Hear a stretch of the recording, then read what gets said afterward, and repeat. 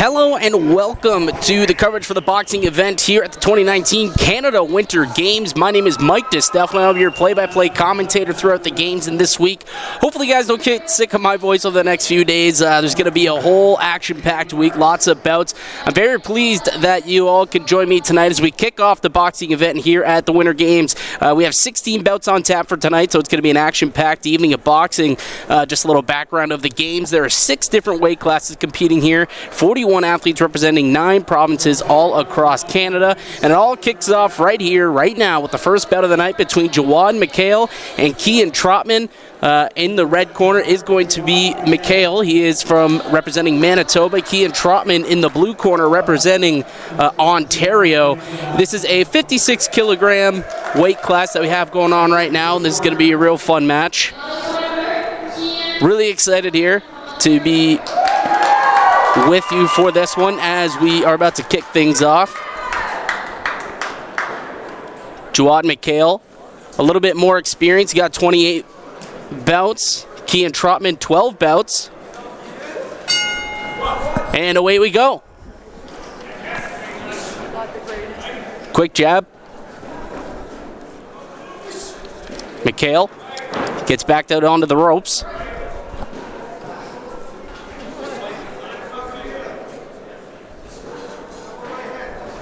Just sizing each other up and clinched up here, and they're going to get separated.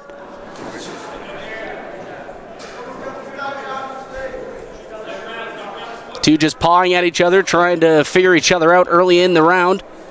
Nice quick combination there by McHale. Nice move there by Kean Trotman, getting a couple of hits.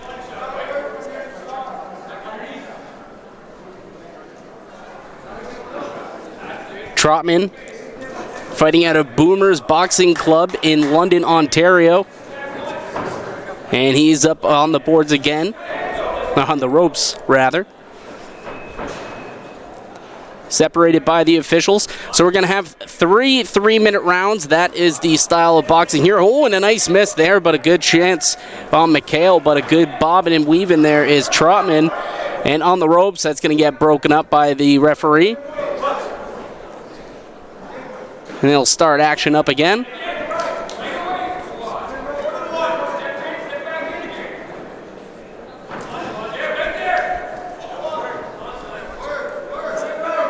Just sizing him up. Oh, what a good combination. Ooh, he got him, clipped him with a nice right hook. Good combination. Some flurries finally happening here.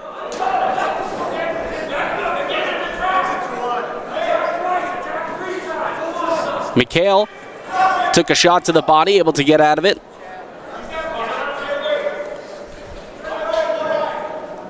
Trotman sizing him up. Good combination, able to slip it there was McHale.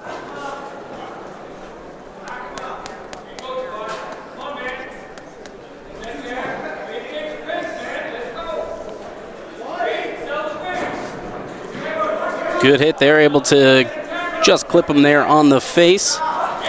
Trotman been boxing since 2016. Trotman, the man in blue. And Jawad McHale boxing since 2015.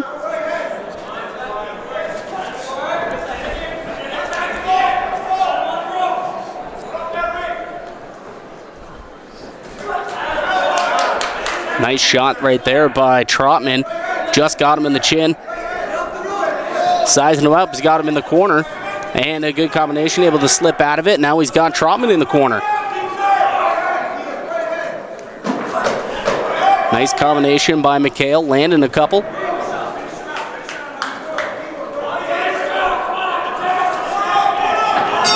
And there goes the bell. Good spirited first round there by both McHale and Trotman. Couple of them landed some nice blows.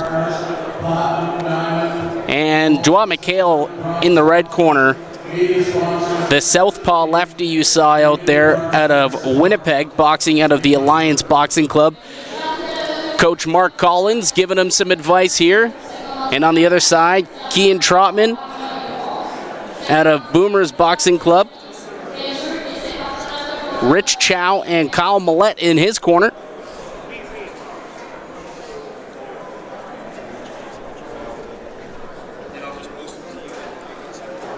So they each get a minute of rest in between rounds. And then it's 3 minutes per round. A good chance for each of these two young men to get some advice on what their coaches saw. Sometimes takes a little bit of an outsider perspective here.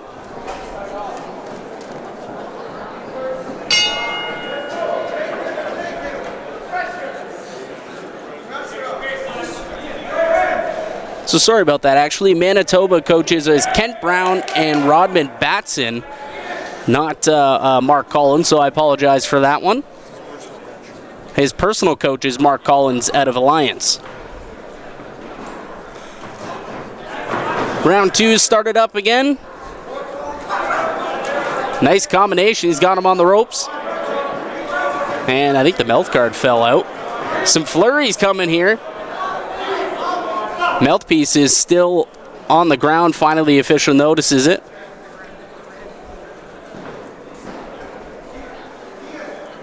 They're going to send Trotman to a neutral corner as Juwan McHale gets his mouthpiece put back in.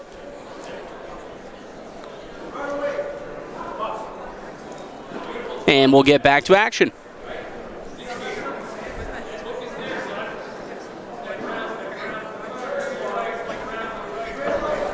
Nice jab. Ooh, tried the combination. Able to slip that one was Trotman. Trotman backing his man up in the corner. Ooh, nice slip and a bob and a weave there by Jawad McHale. Both these guys just 17 years old. Aspirations to one day hopefully wear the red and white for the Olympic team. This is obviously one of the tournaments to get yourself noticed by Boxing Canada, all the officials in-house.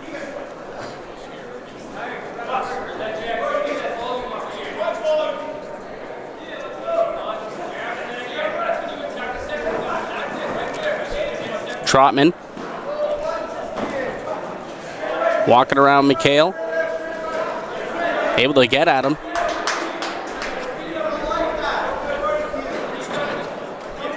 Able to slip the jab. Nice combination. Ooh, left hook just misses.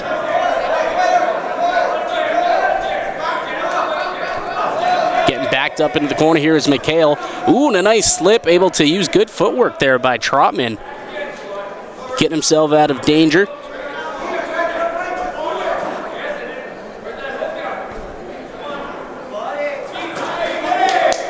He's in the corner. Nice uppercut there. And they're going to get separated.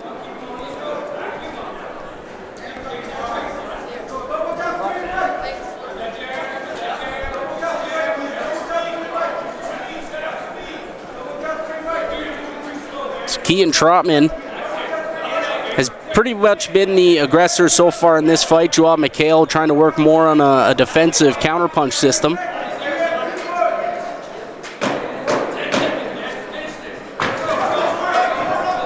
Nice combination there. Ooh, with some flurries. Wasn't able to land one. Trotman, really good head movement out of the Ontario native, and that's going to do it for round number 2.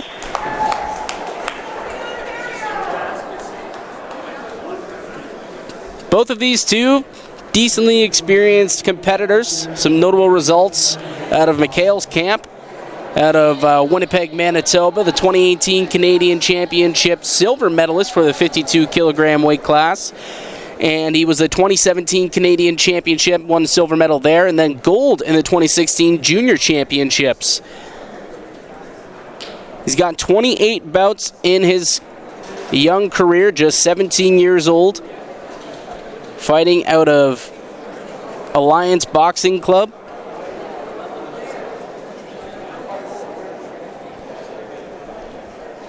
And like I said earlier, a lot of these guys want to get themselves to the Olympics, and that's part of his future goals, 5 to 10 years. I want to see myself getting on the national stage, on the national boxing team, representing Canada internationally, with the end of result being the Olympics.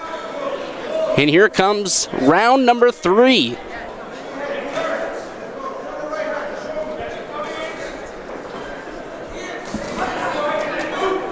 Trotman getting baited, and McHale able to get a nice couple of hits there to the face.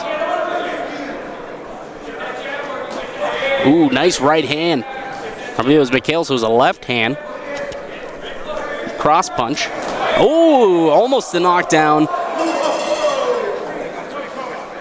And the ref's counting. He's up to 6.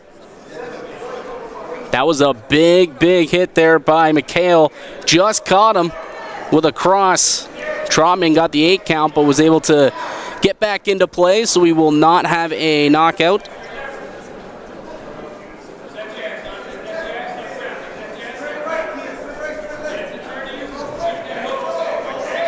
Trotman pawing at his man. Nice combination, and McHale able to clinch and turn him.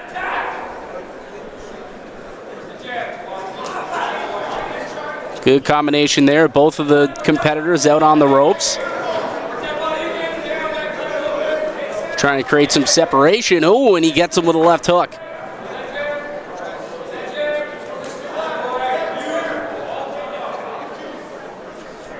McHale really taking control here in this third round of the first bout here at the 2019 Canada Winter Games. Couple nice big hits there. Good combination.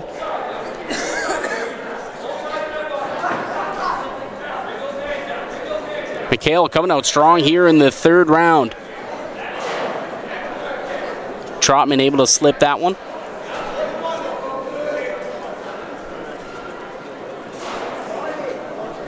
Both competitors just trying to toss out some jabs here, trying to set something up.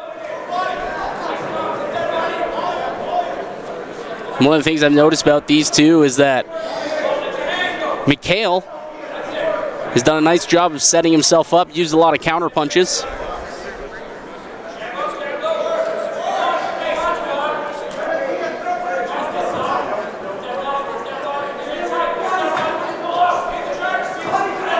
Nice uppercut off by Trotman there on McHale. Ooh, clipped him.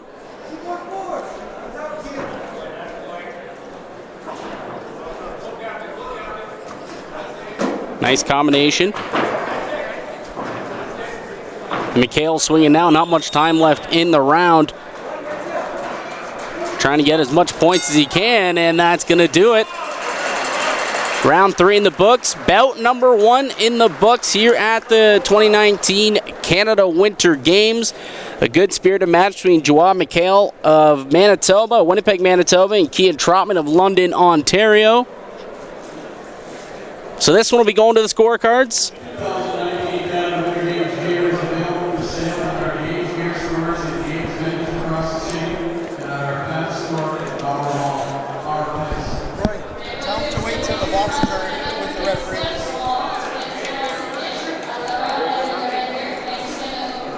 And I'll hand it off to the PA announcer to announce the official decision.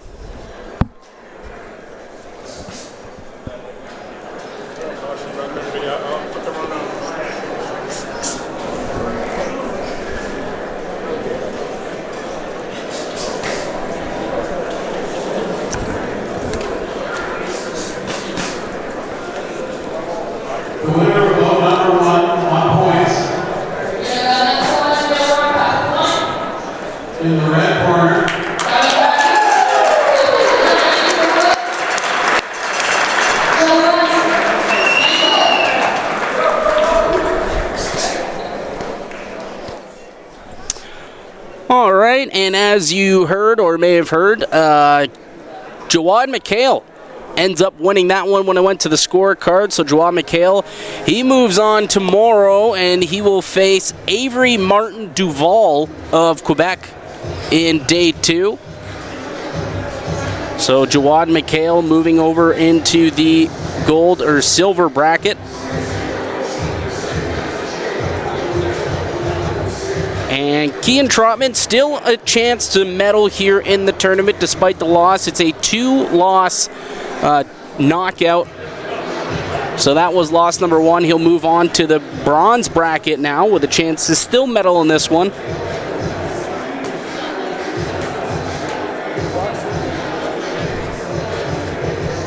But a good even fight between the two, Kean Trotman and Joao McHale. But in the end, McHale, a really strong third round. They're able to got the knockdown and ends up moving on. And he's the winner of our first bout here tonight.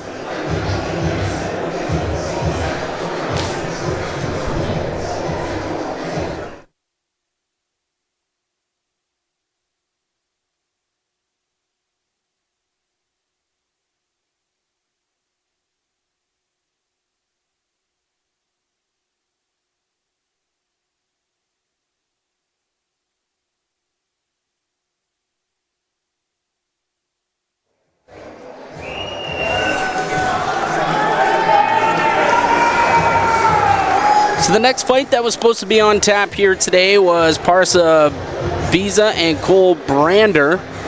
And Cole Brander was awarded the victory via walkover. So Brander of Alberta, he moves on tomorrow into the winner's bracket. So we're going to move on to the third scheduled bout for tonight between Carter Butler of Newfoundland and Matthew Fraser of Nova Scotia.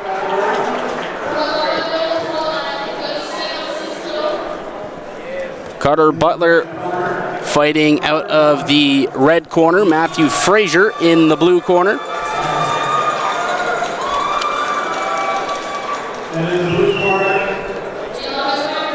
Butler with 20 bouts in his young career, just 15 years old, fighting out of Newfoundland and Labrador. Fights out of the Killigrews, he's from Killigrews, Labrador. Fights out of the CBS Boxing Club.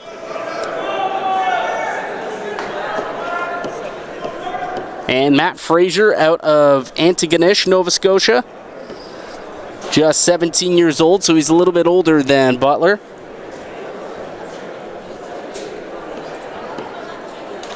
Calls himself the Bulldog. Matt the Bulldog Fraser. Out of Albion Boxing Club. So it's Matt Fraser in the blue and Carter Butler in the red. And here we go for bout number 3 on the schedule. Just a reminder that bout number 2 finished in a walkover. Cole Brander won that one of Alberta to move on.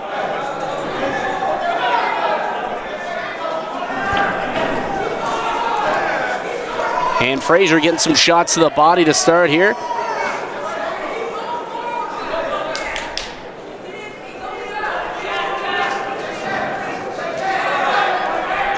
Matt Fraser.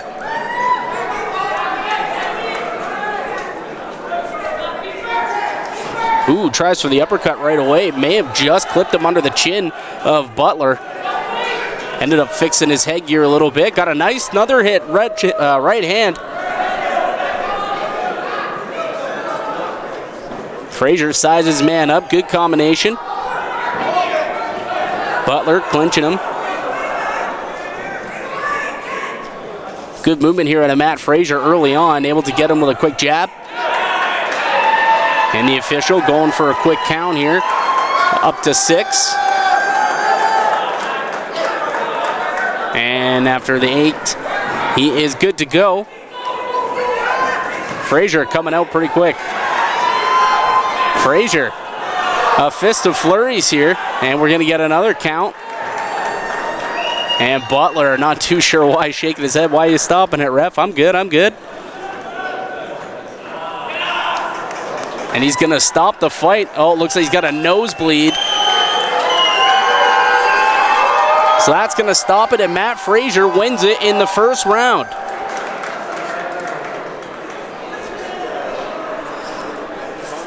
Well, Matt Fraser, the 2018 Wexford Cup silver medalist in Ireland.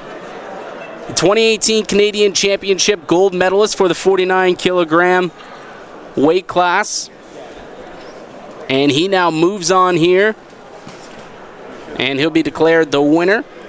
And I'll throw it to the PA announcer for the announcement.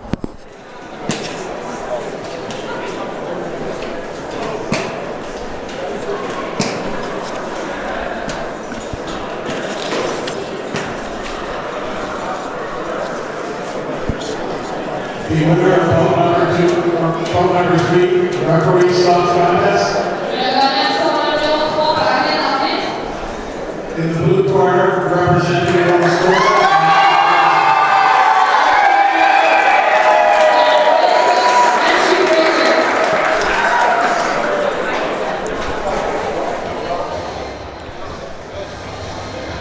And there you have it. The official ruling is Matt Fraser in the first round due to a referee-stopped contest. The nose was leaking of Mr. Young Carter Butler from Newfoundland. So note the Nova Scotian Matthew Fraser moves on. And he will fight Cole Brander tomorrow on day 2 of our coverage. And I will definitely be here for that, so you'll also want to join me. All right, up next, we are moving on to the 60-kilogram weight class.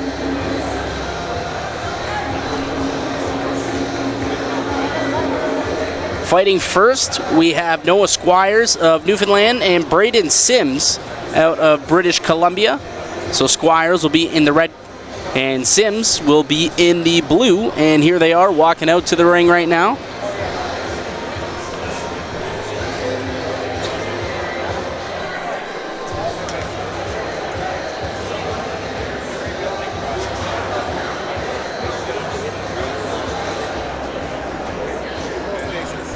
The official weight class declaration for the 60-gram weight class is the lightweight championships, and this is 132 pounds.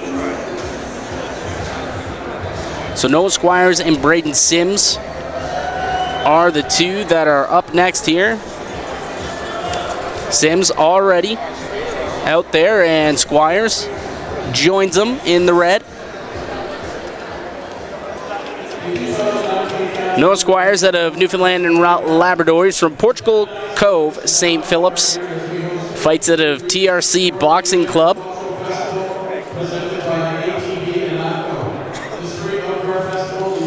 Braden Sims, 17 years old, fighting out of 5-Star Boxing Academy in St. John, British Columbia.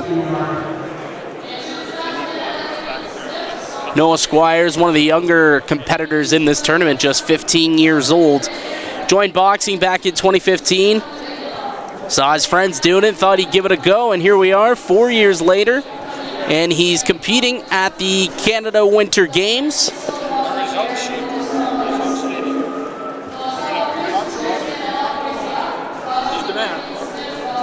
Braden Sims coming in here with a few notable boxing results.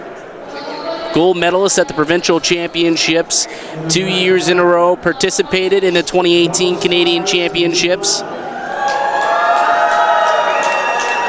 So Braden Sims again fighting in the blue, Noah Squires fighting in the red.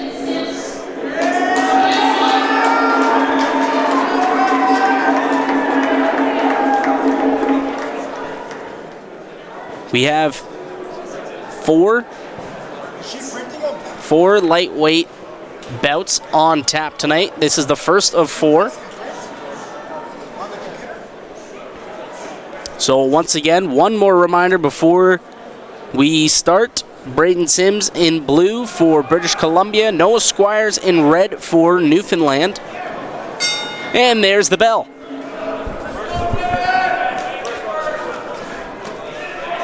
Good series of punches coming out of Sims quick. So far, he's taking the offensive side of this bout. Ooh, good clip there. Noah Squires getting him with a left hook. Stopped up in the corner. Might have gotten a caution there. Got tangled up in him in the back of the head.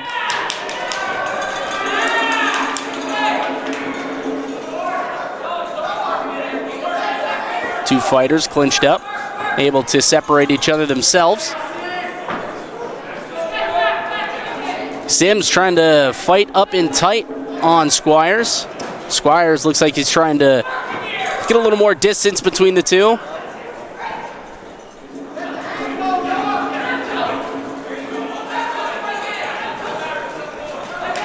Good combination there by Squires.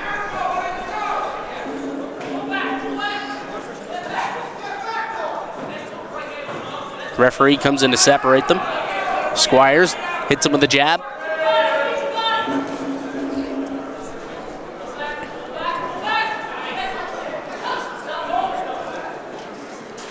Separated once again.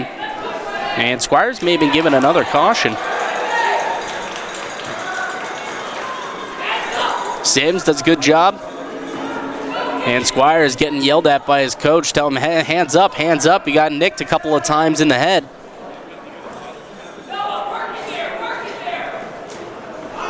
Nice combination by Sims, getting a nice uppercut. Caught him in the chin. Ooh, just missed on that left hook.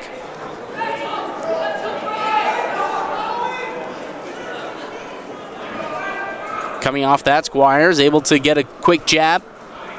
Ooh, misses with a couple of haymakers.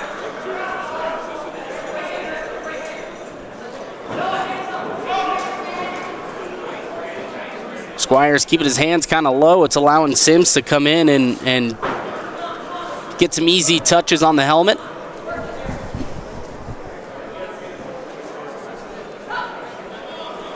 Separated once again by the referee. Quick two-punch combination.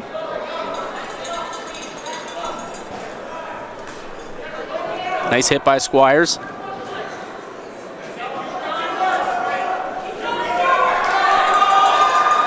And the round is coming to a near.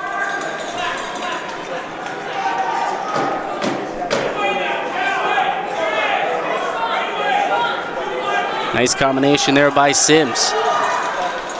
Locked up once again. Ooh, Squires able to get a good hit. And that's going to do it for round number 1. Good contest so far. Braden Sims heads into his corner. Elected to stand instead of sit. Noah Squires with Coach Jason Hayward, giving him a little bit of advice how he can come back here in this one. Braden Sims, Coach Dave. Interestingly enough, Sims, boxing wasn't even what brought him to the combat sports realm. It was kickboxing. So he used to do kickboxing and judo and taekwondo, and then someday he just decided, no, let's try some boxing. And ended up registering himself for Team BC, got his first fight back in December of 2016 in Canal. And he fell in love with boxing, and it's been boxing, boxing, boxing ever since. Good start to round number 2 here. A couple of quick combinations from Noah Squires.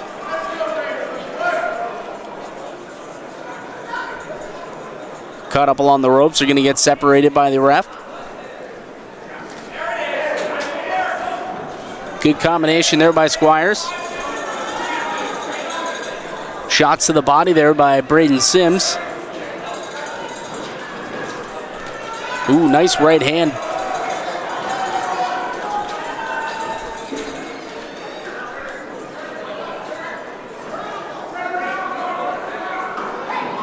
Locked up again and finally getting separated by the official.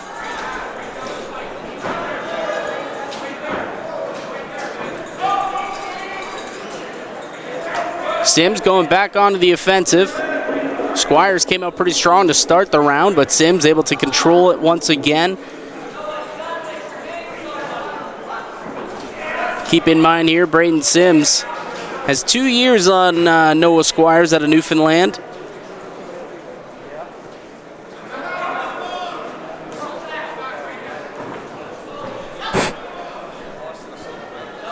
Broken up once again.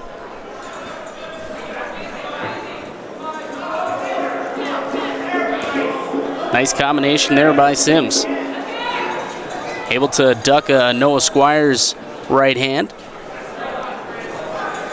A couple of shots to the body here.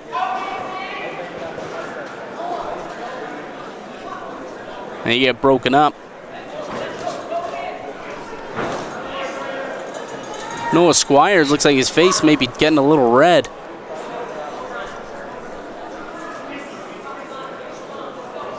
It's not leaking quite yet. So the match will go on.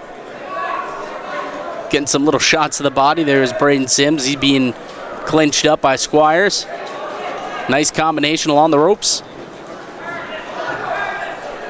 Nice uppercut to the body, and then he's getting a couple more. So he's going to get a caution there. Just a bit of a kidney punch while they're all clenched up.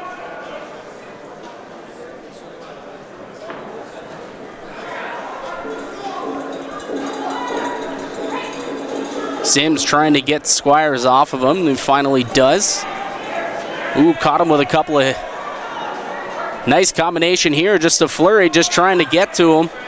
And we're going to get a count here. We're up to 5.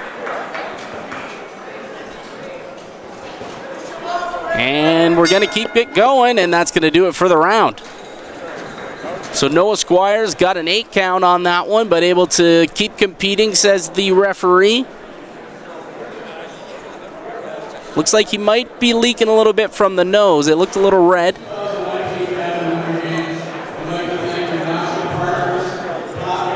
So Braden Sims will earn the win in that round.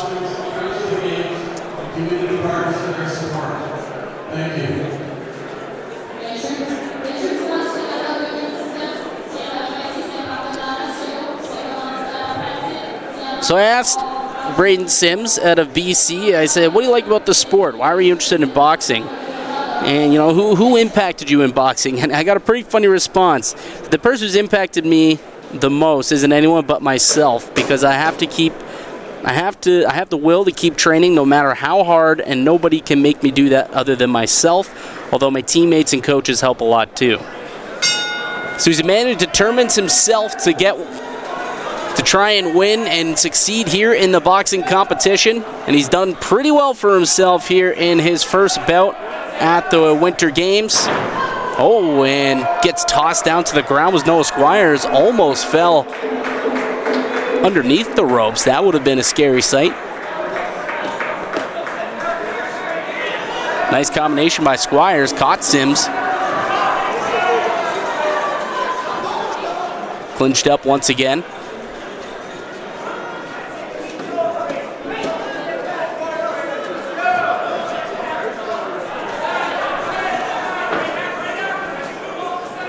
Squires, the Portugal Cove, Newfoundland native. In a little bit of trouble here late in, we're about midway through round 3 of this bout. Ooh, nice pop there by Sims. Good uppercut by Squires, catching Sims. He was trying to duck and ends up clipping him.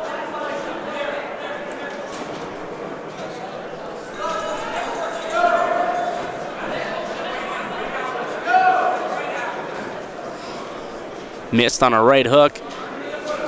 And that allows Squires to link up. Ooh, and Sims able to get a quick shot to the body on that one, and they're going to get separated by the official. Oh, got to give it to Squires. He's taking some big shots in this one. Keeps coming back. Ooh, able to get a nice left hand by Squires. Sims tries to separate along the ropes here. And finally separated by the official.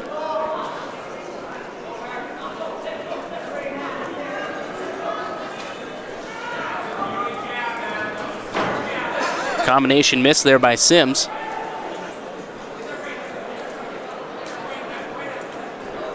Squires got to be careful. Already got one warning for a shot to the back of the head while clenched up. Looks like he may have got away with another warning there as the official was on the other side of him. Good combination there by Sims.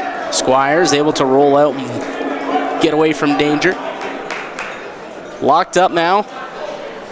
And back along the ropes.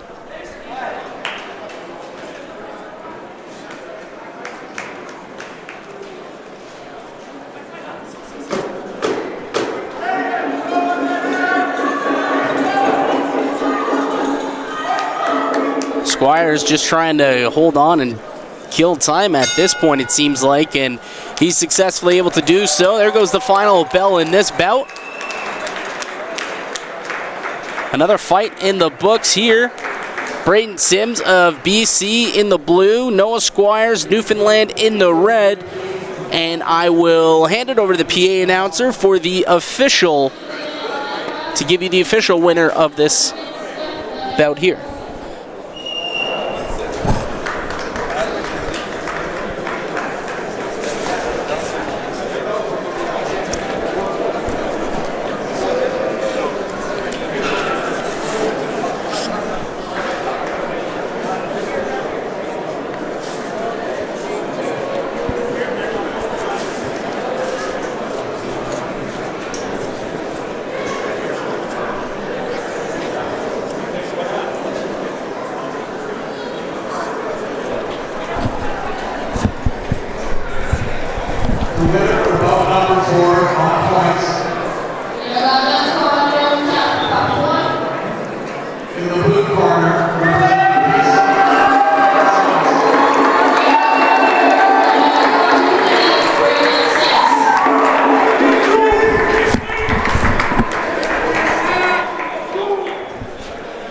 And there you have it. The officials scored the win to Braden Sims of British Columbia.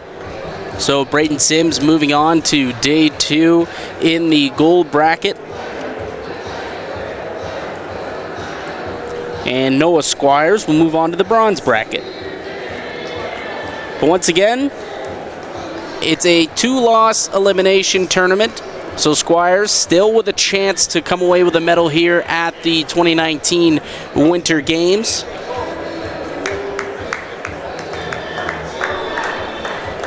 Just want to thank the city of Red Deer and all the sponsors here making this possible. It's really been a great event. And if you're living here in Red Deer and you can get a chance to go out to any of the events, I highly recommend you do so. And just like the Olympics, there is a little bit of an Olympic Village type atmosphere here in Red Deer, and it's really cool. They got bands going all the time. I believe tonight they have Walk Off the Earth, who will be playing down at the Village.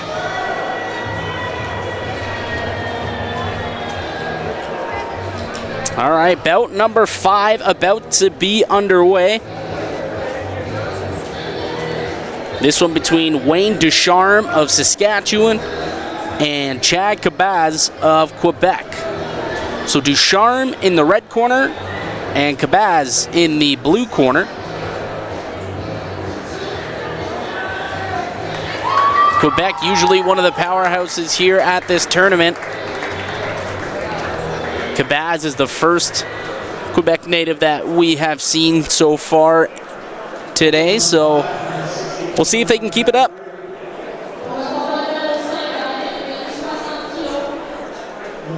Just a little history of the games. Ontario and Quebec are 2 of the best teams on a year-to-year basis. Ontario winning, medaling gold, silver, bronze, are coming in first, second, and third every single year.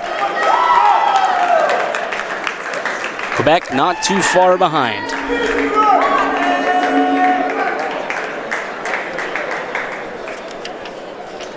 All right.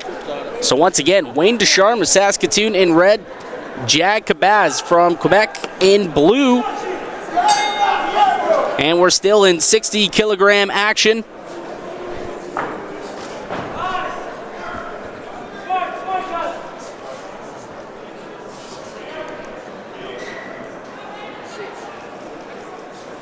Both opponents feeling each other out early. Ooh, good combination there. Cabaz able to get a couple of punches.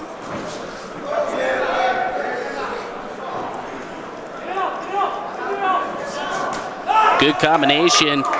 Wayne Ducharme got him. It looks like 3 or 4 punches thrown there. Lands the final one on the top of the helmet.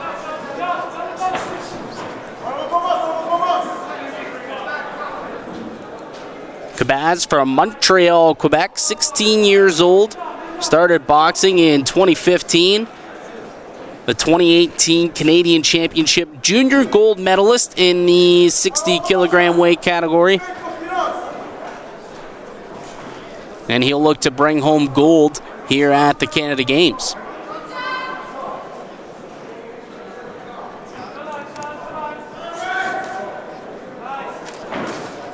Nice combination, sticks him with the right hand. Tries a left hook and rolls out under off of it.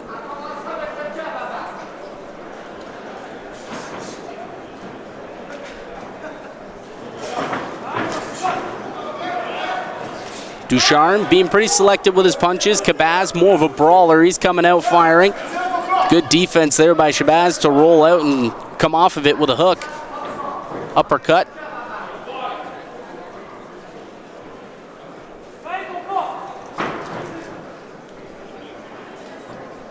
Ducharme trying to back off Cabaz here.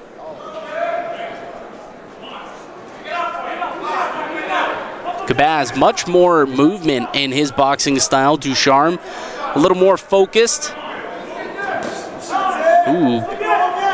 Comes off the block with the right hand, just misses it though. Cabaz hits him and gives it a little flex to his teammate sitting out in the stands. And just a 7-second count there, and coming right off it is Ducharme. How dare you flex at me, he says.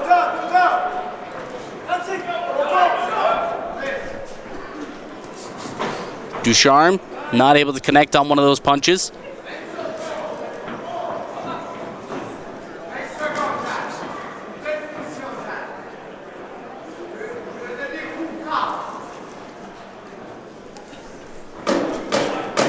Nice combination, and Ducharme able to get a hit off of it.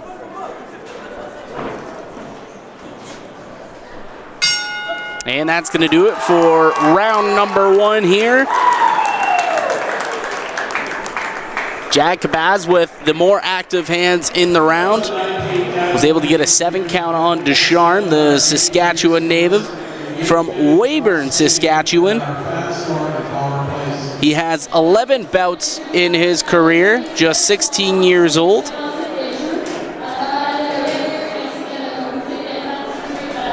Back in 2017, he won the Ontario Silver Gloves gold medal.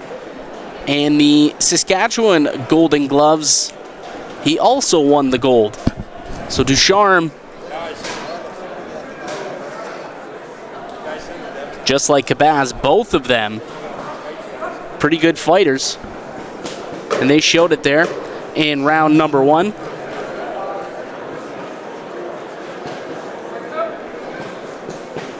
If you want to check out Jad Cabaz on Instagram, you can at CabazZZ. And round number 2 has begun. Ducharme poking out a couple of jabs. Cabaz now doing the same thing.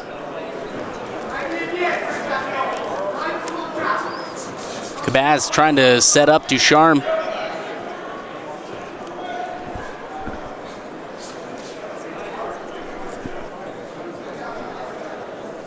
Ducharme able to pull away from that combination.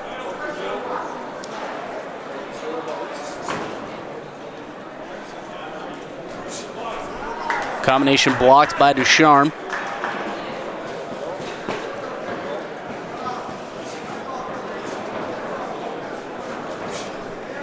Ducharme kind of pawing out at his opponent. Cabaz doing a good job getting off of it. Oh, and an errant right hook off the clinch. Not sure if he got a piece of him. May have nicked him.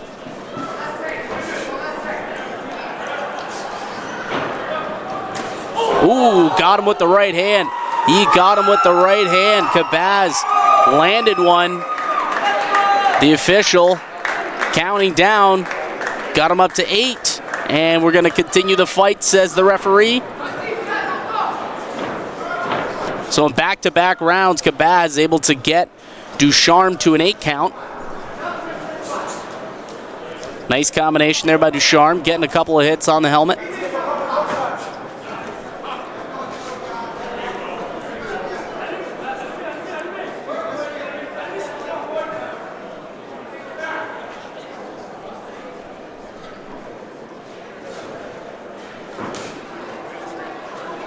Ducharme put a little bit, or Cabaz rather, put a little bit more mustard behind that right hand. Maybe he was looking for the final draw. Oh, and a good combination by Ducharme. Ducharme gets a nice couple of hits there.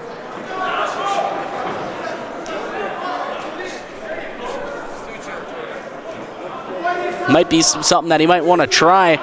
Cabaz, when he was back on the ropes, couldn't back off. That may be something Ducharme should try and do again. Had another couple of good looks off that one.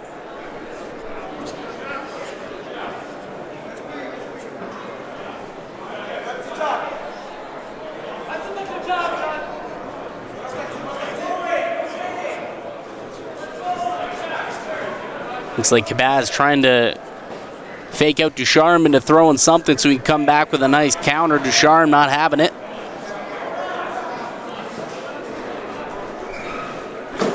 He's been pretty conservative with his punches. Cabaz more of a thrower. He gets a couple of nice shots off there. Ooh, just missed him with a left uppercut. And that's going to do it for round number 2.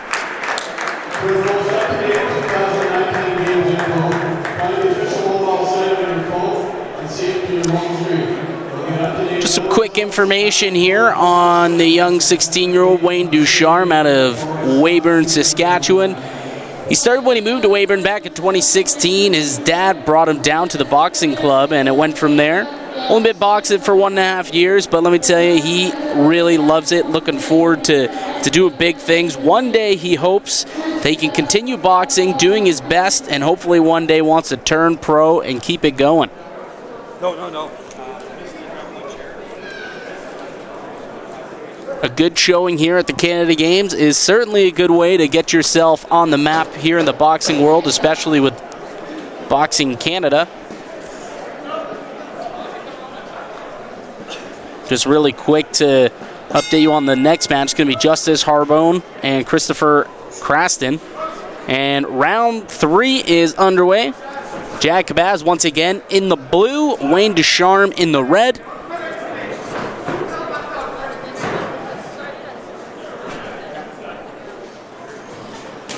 Nice combination, blocked though by Ducharme.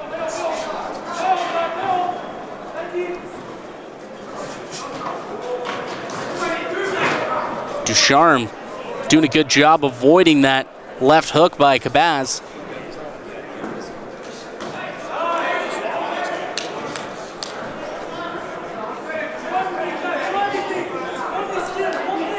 Little jabs to the body by Ducharme.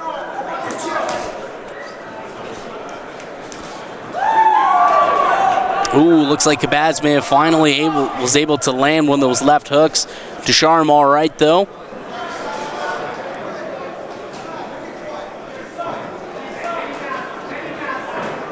Something a little more different in this fight than we've seen in the previous fight so far here tonight. Both fighters trying to fight a little bit away from each other, keep some distance, not much clinching going on.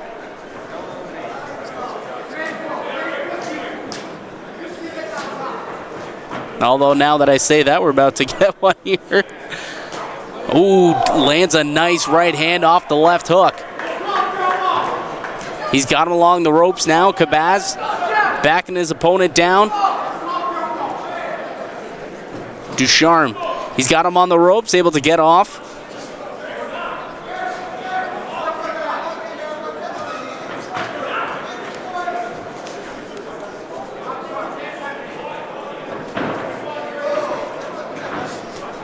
Ooh, caught him with the right.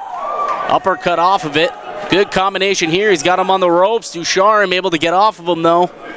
Something he's been able to do really well. Cabaz trying to get him on the ropes kind of throughout this entire round and get a nice flurry of punches, but Ducharme doesn't do a good job moving his feet and getting himself off the ropes.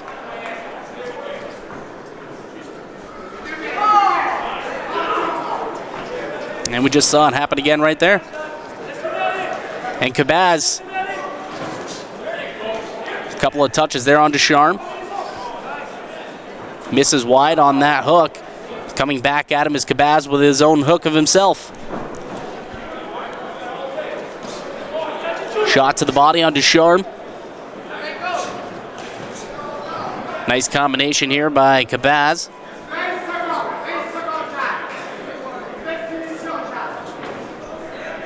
I think Cabaz may have gotten a caution on that one. Not too sure what it was for.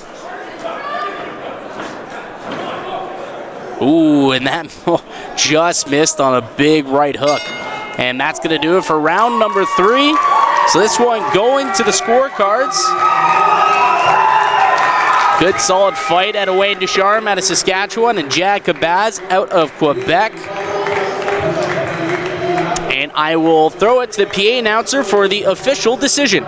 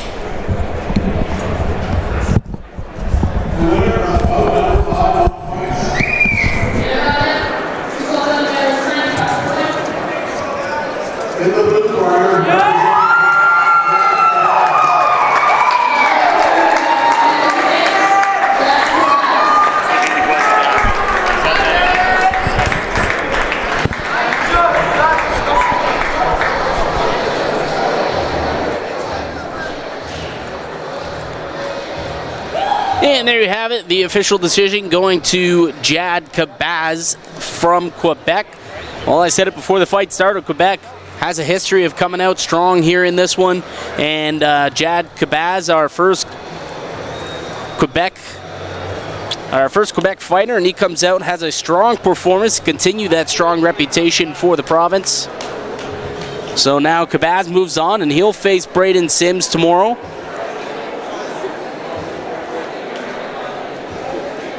And Wayne Ducharme moves on to the bronze, where I believe he'll face Noah Squires. Which lights are you referring to? The outside lights.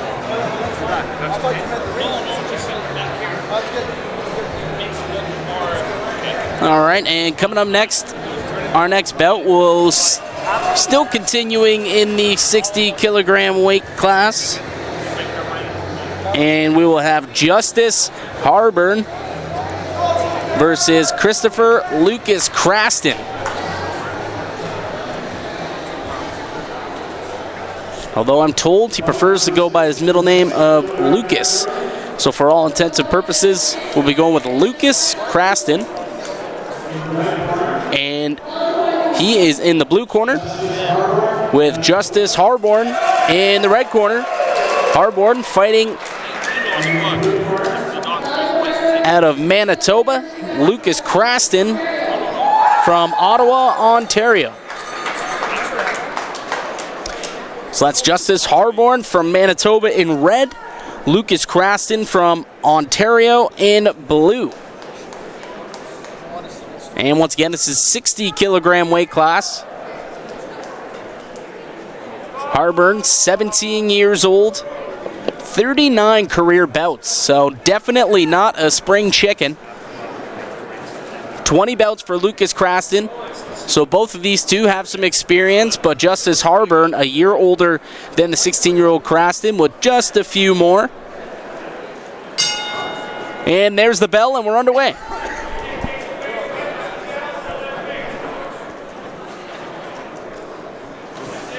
Harburn with a quick shot to the body to start. Good combination. Misses on the left hook. Nice couple of combinations here, and they're going to get clinched up. Able to work himself out of it was Harburn.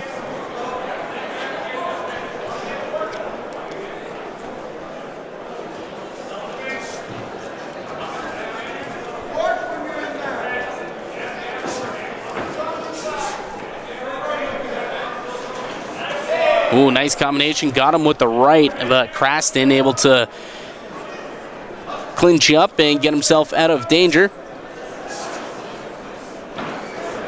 Good combination here. A flurry of punches. He's landing a few up along the board, along the ropes. Couple of body shots. And Craston able to get himself off the ropes and out of danger.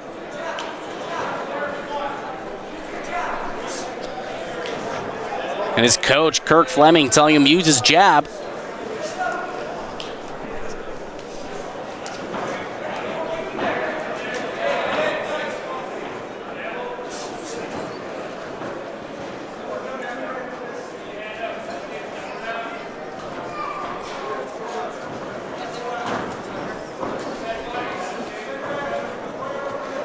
Couple of body shots taken by Craston.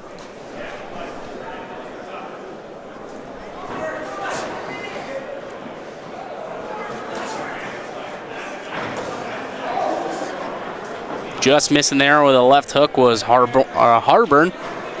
And Craston clinches up, able to get himself out of danger once again.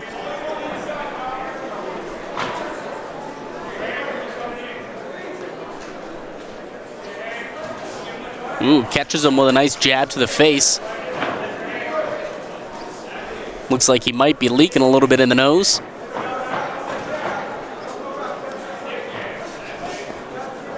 Craston backs him up with a couple of jabs. Couple of shots to the body by Harburn.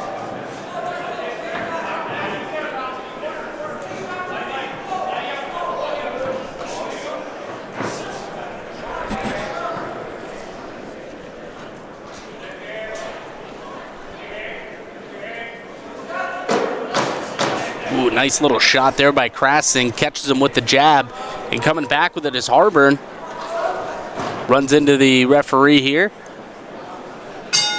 And that's going to do it for round number 1 between Ontario's Lucas Craston and Manitoba's Justice Harburn.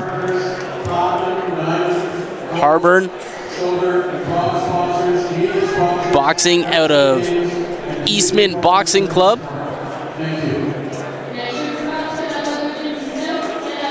And Lucas Craston boxing out of Beaver Boxing Club in Ottawa. Craston, 2019 Golden Gloves, came in first place. First place in 2018 Golden Gloves as well. And then was a silver medalist at the 2018 Canadian Championships in the 57 kilogram category.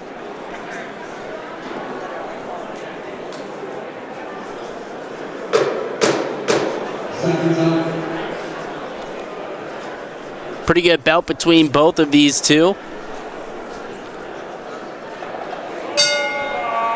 And we'll start round number 2.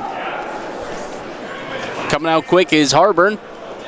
Wants to try and end this one. Nice combination, unable to land anything of too much harm.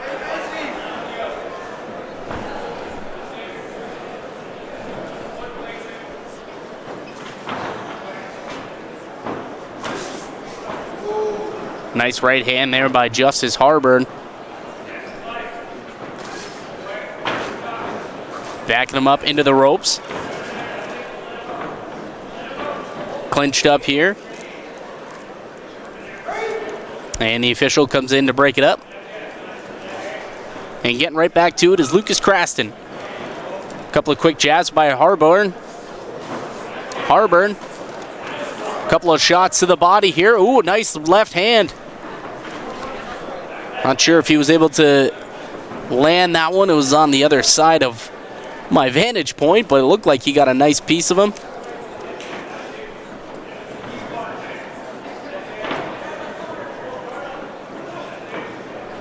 Quick 1-2 by Craston.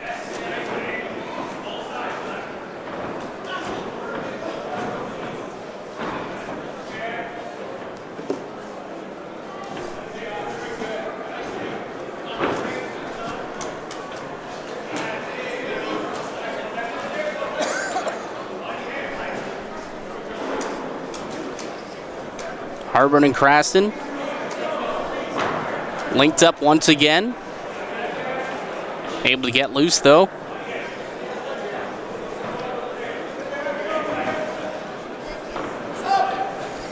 And looks like he's getting a caution here for tossing Harburn into the ropes, and gets him with a nice right hand. Craston, a couple of good combinations. Both fighters able to get some good hits here.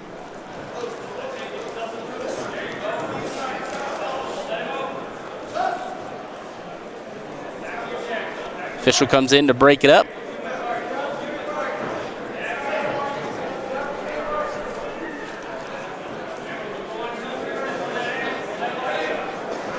Just missed on that left hook.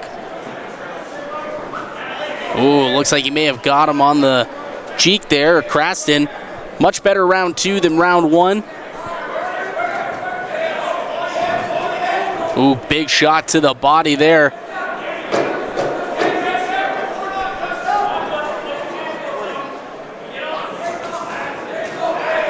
I see a little bit of blood coming off the shoulder of somebody, and that's going to do it for round number 2.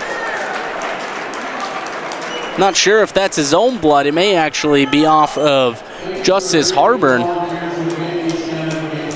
Just kind of ended up getting on his shoulder from when they were clinched up a little bit. And yeah, looks like it. Harburn out of Manitoba. The men in his corner.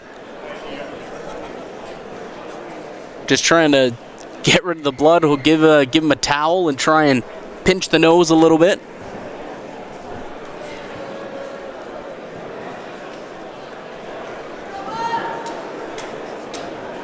A good bout so far.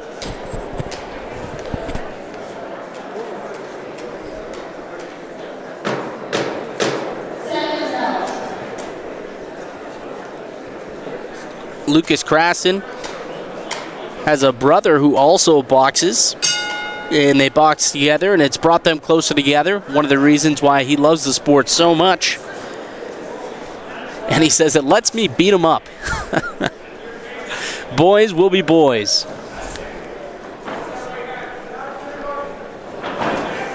Third and final round in this bout underway.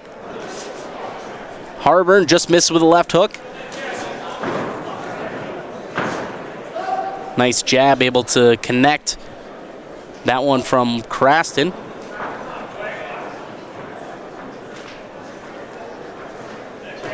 Craston taking the offensive here. Coach keeps yelling to him, back him up, back him up. Referee comes in to break it up. Nice combination. A couple of shots to the body there on Craston.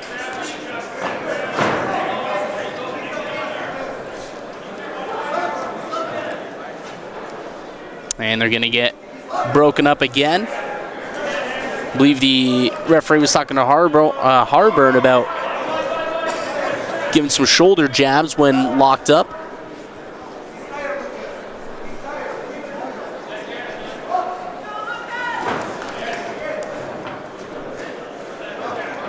Craston's been in the corner telling him that Harburn's tired, just try and tire him out.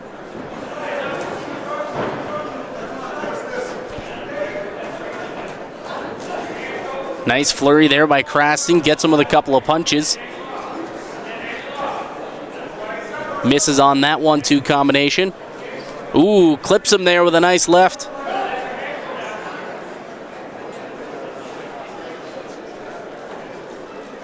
And we're going to get a little bit of a timeout here to clean up the blood here on Harburn's face. Leaking quite a bit at this point.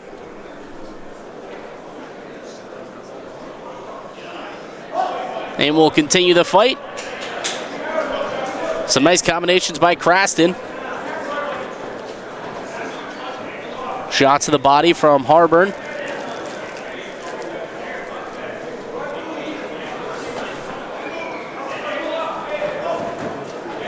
Good combination there by Craston. Harburn just kind of turtling up, trying not to get hit in the face anymore. Obviously, he's got that nose issue. It's leaking a little bit. It's already been cleaned up once.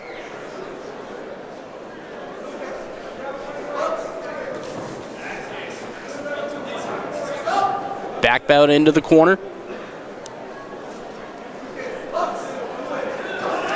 Ooh, clips him with a nice left hook. That was Craston. Trying to get him with a couple of uppercuts was Harburn, trying to get some points towards the end of the fight here. In the final round, it's been a pretty good one. Craston all over him in the corner. Couple of nice hits there, one from each, and that's going to do it. There's the bell. A solid fight between these two. Lucas Craston of Ontario, Justice Harburn of Manitoba. And this one's going to go to the scorecard, so I'll hand it off to the PA announcer for the official winner of this bout.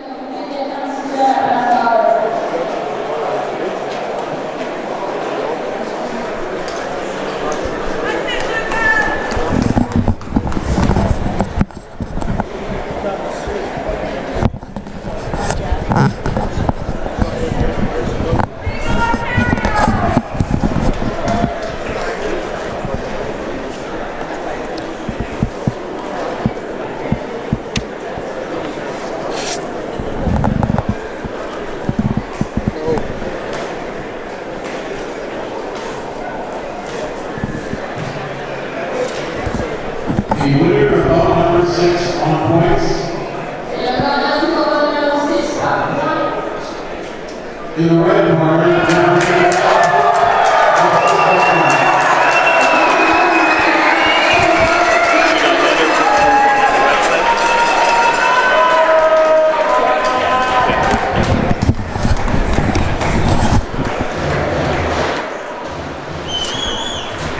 So the official score went to Manitoba native Justice Harburn. He was the winner on points in this one, so the 17-year-old will move on in this one, and he'll face the winner of our next match between Nova Scotia's Liam Dempster and Alberta's Kyle Oliver.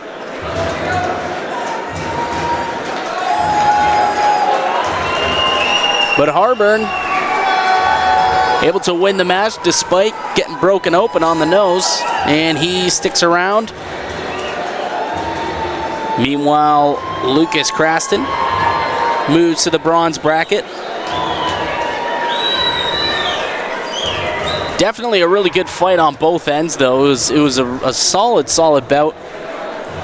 Both competitors should be proud of themselves out here competing at the 2019 Canada Winter Games. But coming up next, we have our final bout of the night between Liam Dempster and Kyle Oliver. Final bout for the 60-kilogram lightweight weight class, that is. So we have Liam Dempster in red, and then Kyle Oliver in blue. Kyle Oliver, 26 bouts so far in his young career. 17 years old, out of Lethbridge, Alberta. So I'm sure he's got lots of friends and family here to watch him today and all week. And then Liam Dempster from Hammonds Plains, Nova Scotia. Dempster with 15 bouts in his career, fighting out of Citadel Boxing Club with coaches Wayne Gordon and Stephanie Walker in his corner, and we're underway. And some quick flurries to start this one, and looks like Dempster may have gotten a quick caution from the officials. Nice combination. Ooh, caught him with the left hook, Oliver.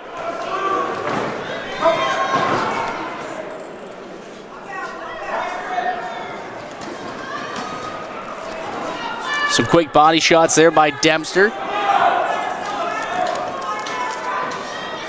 Oliver being backed up here. Oliver fighting out of Lethbridge Boxing Club. coached by the great Rick Duff. Solid punches here by Liam Dempster, coming out on the offensive quick. Gets caught with a quick jab.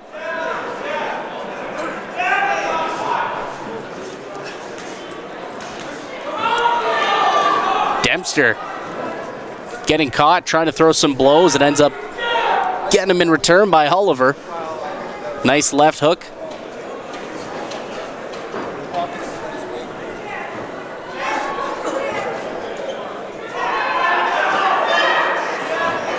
Nice combination by Oliver.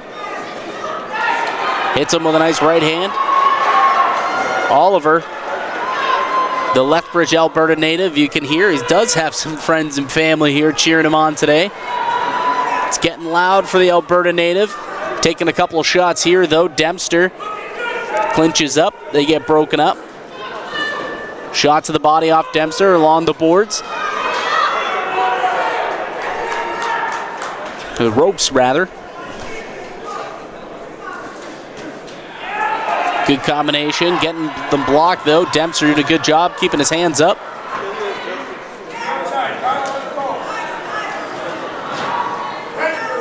Back up against the ropes. They'll be broken up by the referee.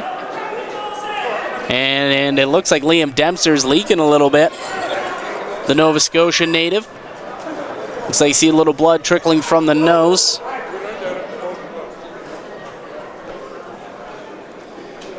And that's going to cause a quick timeout as the referee comes to his aid. He's going to try and clean that up a little bit before it gets any worse.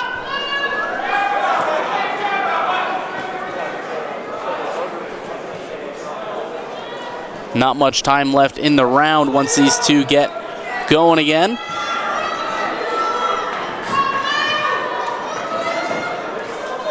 Dempster with a quick combination in the body. Dempster getting a shot from Oliver. Goes for a right hand. Ooh, good combination. Oliver just missing on the uppercut. Clips him with a left hand. Combination. Flurry's coming now. Bunch of just blow by blow here, and we're finally going to hear the bell. I was waiting for it, and it was really picking up towards the end of that round, and Dempster's so glad to hear the bell. He can go to the corner and get a nice cleanup job, or a better cleanup job on his nose. Solid first round here. Some really good bouts so far tonight here at the 2019 Canadian Winter Games in Red Deer, Alberta. Kyle Oliver, the 2017 Canadian National Gold Medalist. A two-time provincial gold medalist in 2017 and 2018, and then won the gold medal at the Alberta Winter Games back in 2016, trying to add a Canadian Winter Games gold medal to his cupboard. Liam Dempster out of Nova Scotia. A couple of wins for himself. Brampton Cup gold medalist. And round two underway.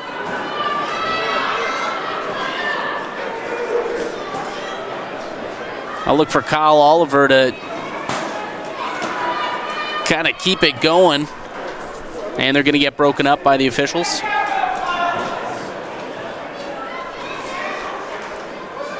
Catches him with a right hand. Solid combination by Oliver. And they're going to break things up. He's going to send Oliver to the neutral corner and go and attend to Dempster's nose again.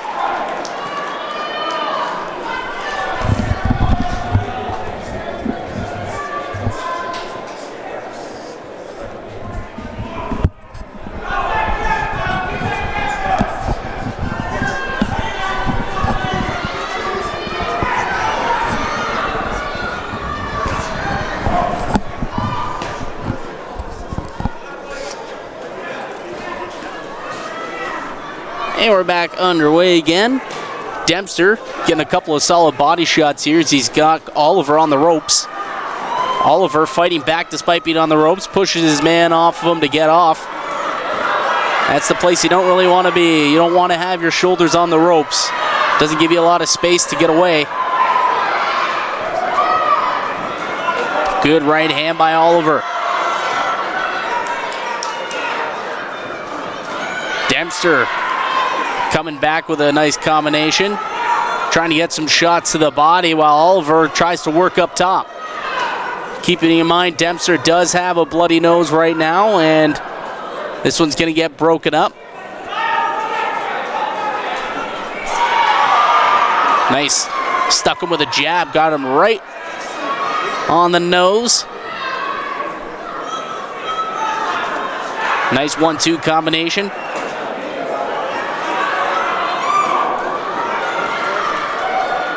Oliver looks like he's kind of exclusively working upstairs. Haven't seen a lot of shots to the body.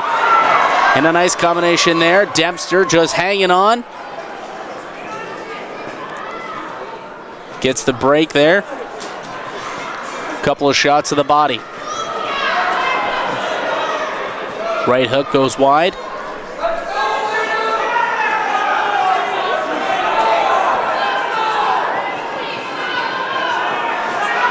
Dempster trying to work in tight, and that's going to get broken up finally.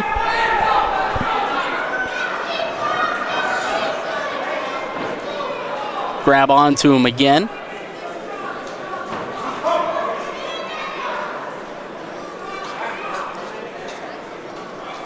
We might get the doctor to come and take a look at his nose to see if it's okay to continue the fight. If they realize that the nose may not, will just keep bleeding, they could call it if they want. No, looks like they're just gonna try and wipe it up again. Looks like he was just calling for some more wipes for himself. Thought I saw him point over to the medical staff, but no, he's still good to go, and we'll continue.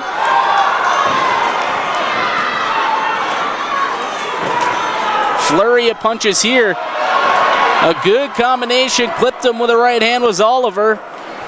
We're going to get broken up again. Dempster, give him credit. Whenever he comes back from a quick medical checkup, he comes out firing. And that's going to do it for round number 2. One more round to go. Liam Dempster of Nova Scotia in red, Kyle Oliver of Alberta in blue. Gold, silver, and bronze sponsors, media sponsors, friends of the game, and community partners for their support. Thank you. Kyle Oliver, so far looks like he's been in control of this bout. He's had 26 career bouts compared to Dempster's 15. Once again, fighting out of the Lethbridge Boxing Club. Started boxing back in 2013, so he's got 5 years of experience under his belt. And one day, he's hoping that he can turn boxing into a full-time job. Wants to be the best he can be at the Olympic Games and then move on to the pros and solidify himself as someone special in the sport of boxing. His utmost goal is to receive recognition for the hard work that he puts in. And he's putting in work here today. He's had a solid effort here against Liam Dempster. Catches him with a left. Nice combination. Crowd really getting into on this one, as we expect for most of the Alberta fighters here in Red Deer. Gets him to the left hook. Official comes to break things up quickly. Nice 1-2 by Dempster. He'll get some shots to the body. Dempster on the ropes, and it'll get broken up here. Sticks him with a right hand.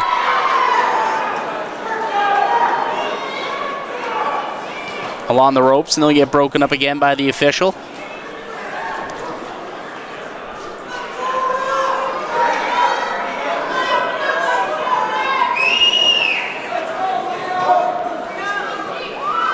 And this one gets broken up once again.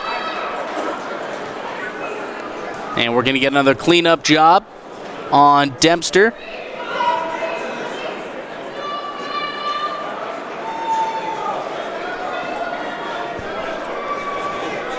Started boxing when he was in grade 10, when he was 15, just 2 years ago. Wanted to try something different and felt that boxing was a sport that he'd be good at. 2 years later, he's representing his province here at the Canada Winter Games. And Dempster, takes a bit of a spill. Gonna get a quick polish of the mitts. Oh, got him with a couple of left hooks there by Kyle Oliver.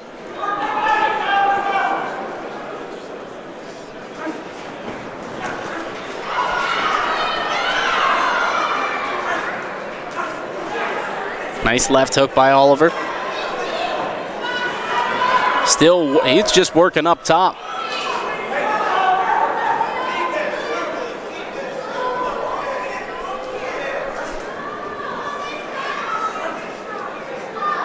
Clinched up once again. They're going to be broken up by the referee.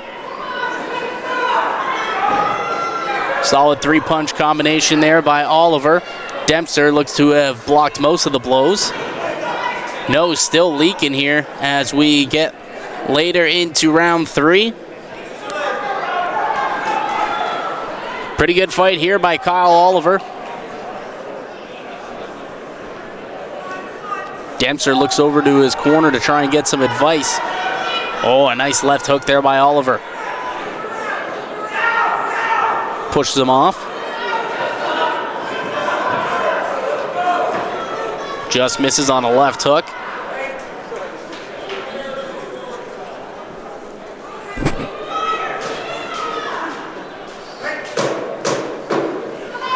Looks like the referee's got a good eye on that bloody nose. Keeps looking to see if he needs to get some more medical attention. Looks like it may have stopped a little bit. It's not coming as much. And as the seconds wean down, you decide to let the fight go, and that's going to do it. Really good fight out here between these two. Liam Dempster of Nova Scotia, Kyle Oliver, the hometown native of Lethbridge, Alberta. And Kyle Oliver, if I'm looking on my card, will most likely get the decision on this one, but I will leave it up to the officials. That's what they get paid for. That's what they're here for. Also, I should note, or I'll make this note after the official announcement for the winner, so I'll hand it off to the PA announcer right now, and that notice will be in just a moment.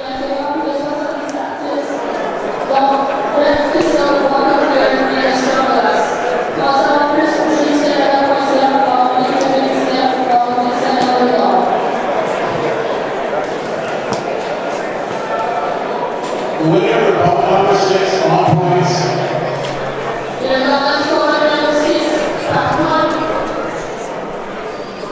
In the blue corner.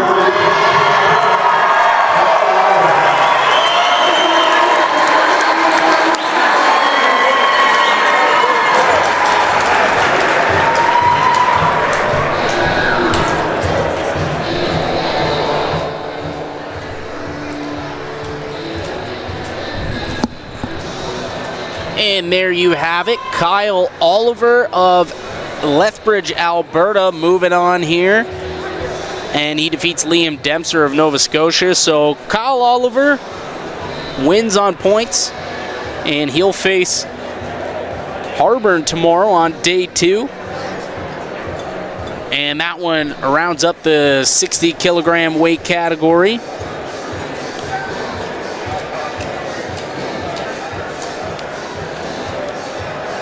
And we move on now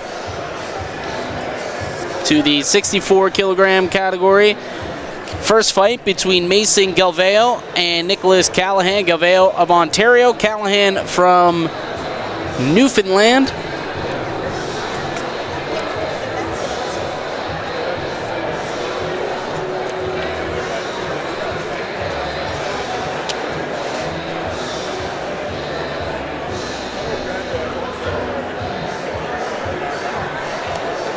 So we're going to have Callahan in the blue corner and Galvao in the red corner. So Mason Galvao, 17 years old, fighting out of Burlington, Ontario. Nicholas Callahan, fighting out of Flat Rock, Newfoundland, 17 years old. Both of these two fighters have had some pretty significant experience. 28 bouts for Callahan, 23 bouts for Galvao. Callahan, a bronze medalist at the 2015 Provincial Championships. Fighting out of TRC Boxing Club. Mason Galvao, out of the Bay Area Athletic Club in Burlington.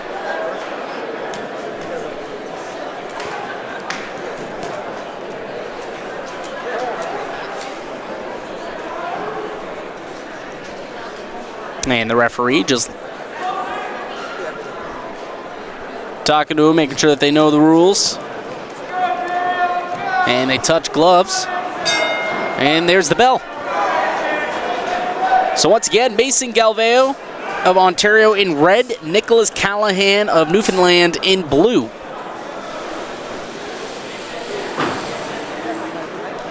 And we moved on to the 64 kilogram weight class.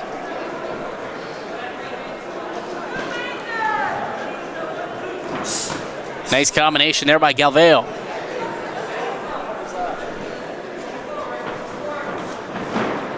Able to pull away from a quick jab right hand from Callahan. Nice right hand stick by Galvao.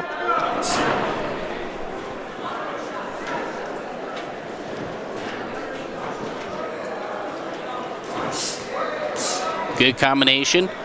Callahan doing a good job keeping his hands up, blocking everything. Galvao started boxing back in 2012. So he's got 7 years of boxing experience. Compared to Callahan, started in 2014.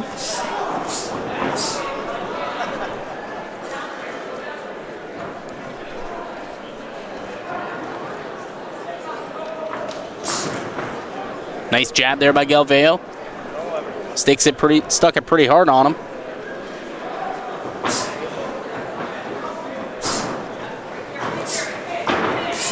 Nice combination. So early on, looking like Galvao is trying to be the aggressor in this one, backing his man down. Callahan being a little more selective with his punches. And he comes out with a couple of quick jabs. Nice combination by Galvao, gets him with a right hook. Couple of hooks that go errant.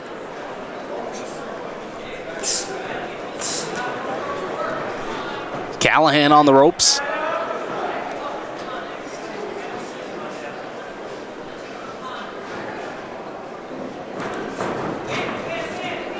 Callahan just pawing at him, trying to bait Galvao into throwing something so he can counter it. I know it's called boxing, but sometimes it's a game of chess. You got to set up your opponents for something that you want to throw.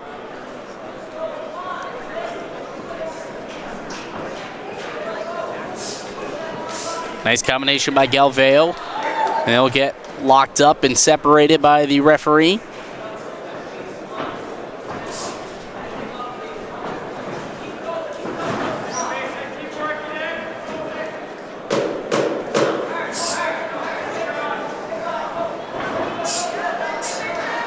They'll get locked up and separated here. That's going to do it for round number 1. Between Mason Galvao of Ontario in red and Nicholas Callahan of Newfoundland in the blue corner. Told you a little about Nick Callahan. Let's tell you a little bit more about Mason Galvao. He was the 2017 Imperium Cup champion, a 2-time Golden Gloves champion, and a Silver Gloves champion.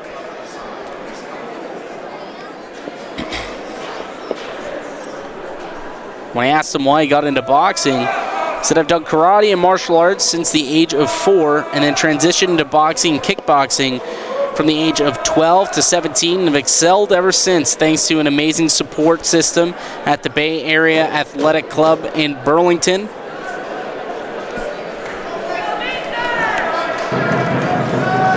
So he's been in the martial arts since he was just a wee boy.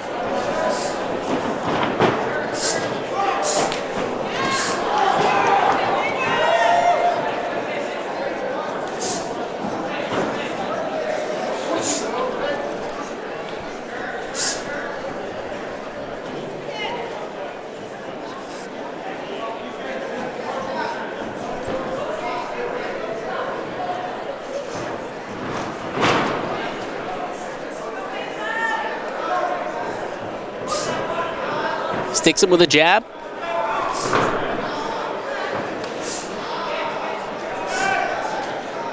Galveo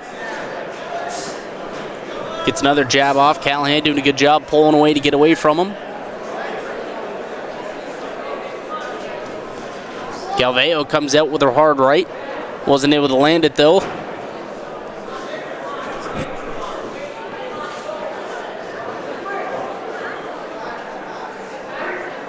Two fighters clinched up here, and they'll get broken up by the referee.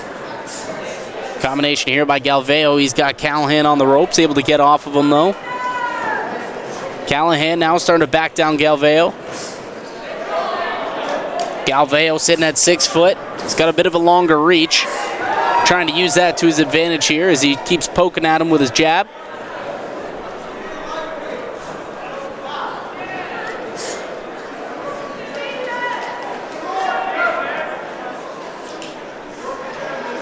Box is getting broken up here. Quick jab by Galveo, unable to land it though as Callahan evades it.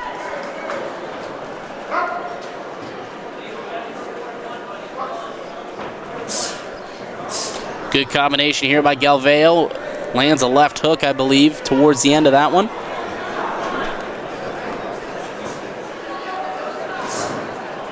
Good job by Callahan to get away from that right hook by Galveo. Once again, Galveo fighting in red from Ontario, and Callahan from Newfoundland in blue.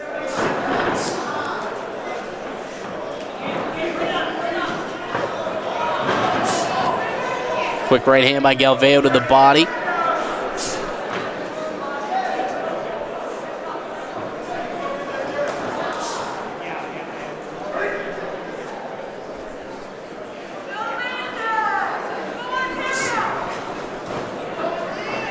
Right hand misses by Callahan. Quick 1-2, and Callahan's going to wrap up his man. They'll get separated by the referee.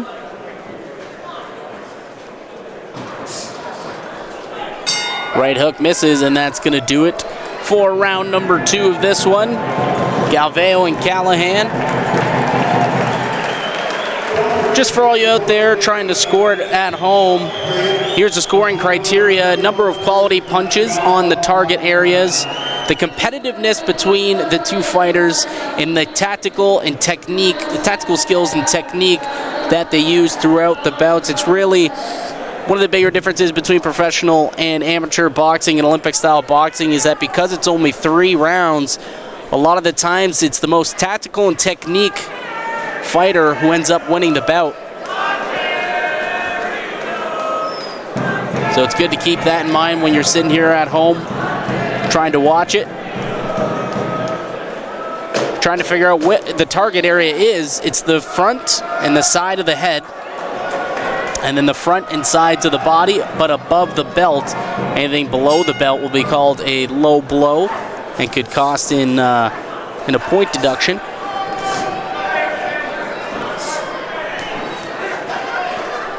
And round number 3 underway in this one.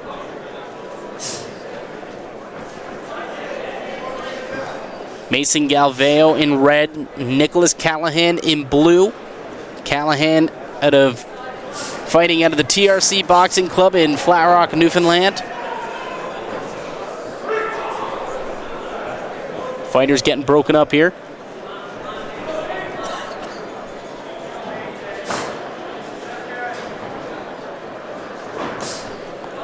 Sticks him with a nice jab.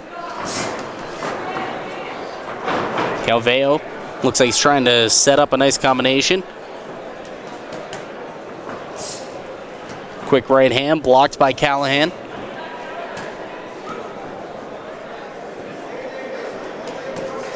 Looks like Galvao might be bleeding from the nose, it looks like.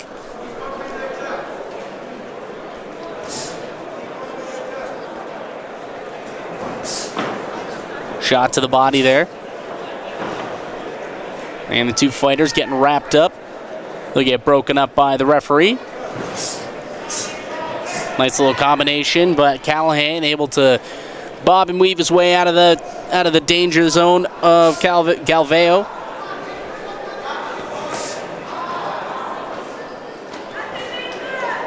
And they'll get clinched up again up along the ropes. And separated once again. Quick jab.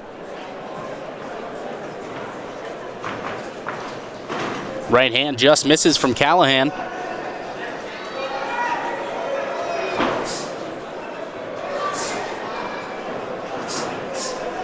So they might have stuck him there with the right hand coming in close. And yeah, Galvao, I do believe, is bleeding from the nose. Not too badly, just see a little redness starting to trickle down.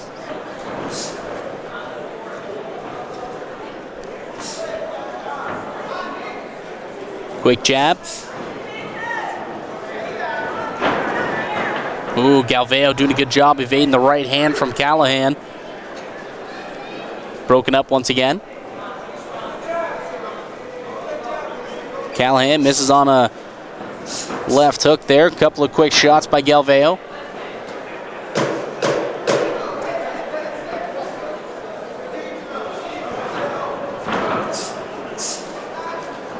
Some shots to the body here on Callahan.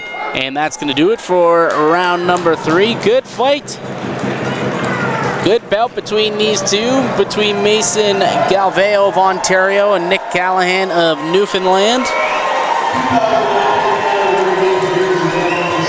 So we have 5 judges that score the bout. So those 5 judges tallying up who they believe won each and every round. And in just a couple of moments, we will hear over the PA announcer who officially wins this one. So I will throw it to the PA announcer for the official decision.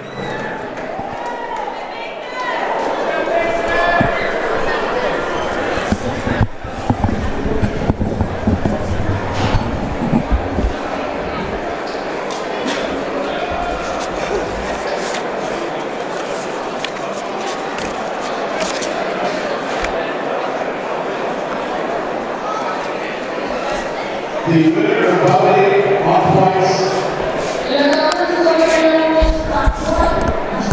red corner,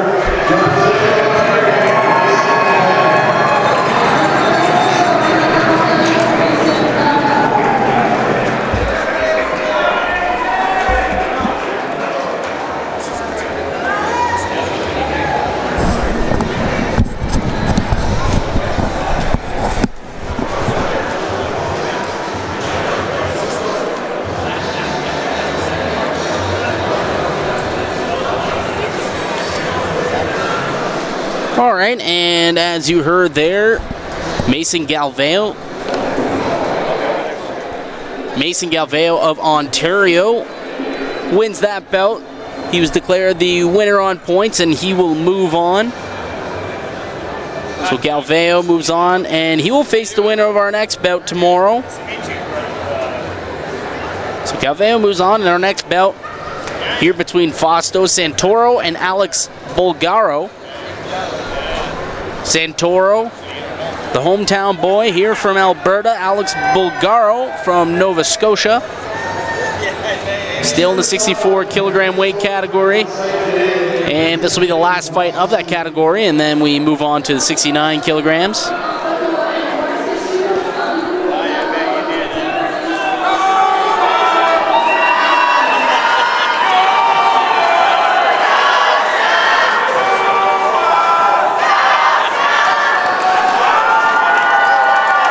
So in the red corner, we have Fausto Santoro, so he'll be in red, and then Alex Bulgaro from Nova Scotia in blue.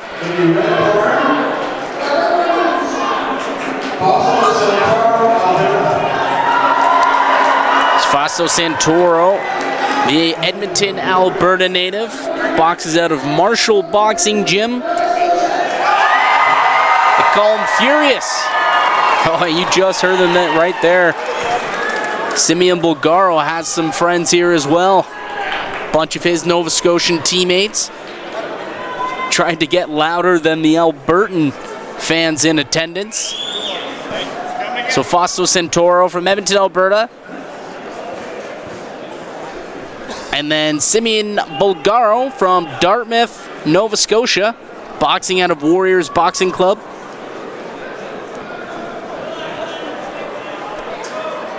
Santoro with the nickname Furious. So I'll be excited to see if he's got some furious hands today in this bout. Both the fighters getting a quick chat from the officials, letting them know how the fight's gonna go. And there's the bell. So again, Simeon Bulgaro in blue from Nova Scotia and Fausto Santoro in red from Alberta.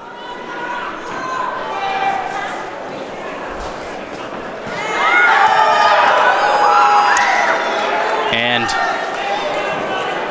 a couple of quick flurries here by Santoro. Good head movement there to get away from the shot with the right hand by Santoro. Bulgaro looks like he may have stuck a quick uppercut.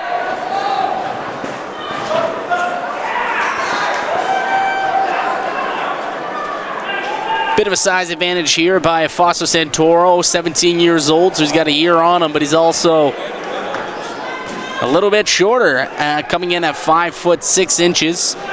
Simeon Bulgaro, 16 years old, 5'9". So we'll see if they take the height difference into effect when they look at their strategy here today. Bulgaro, nice combination, 1-2, comes back with another quick jab and a right hand, and unable to really land some serious punches. Bulgaro able to fend him off. Oh, and that left hook. Bulgaro doing a good job of rolling out and sending him to the ground. Was Bulgaro. Santoro, he's going to be okay though.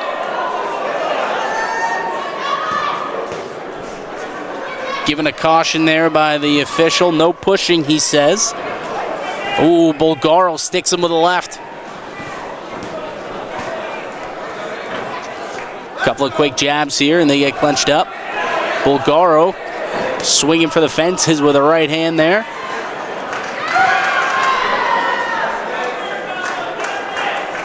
Getting another warning for pushing with Bulgaro.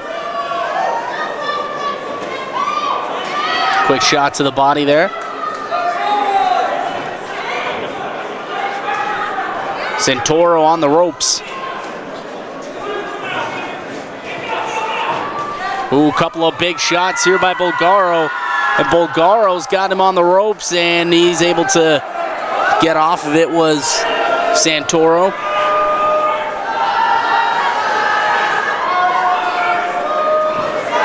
Santoro with 29 bouts in his young career. Bulgaro, 24.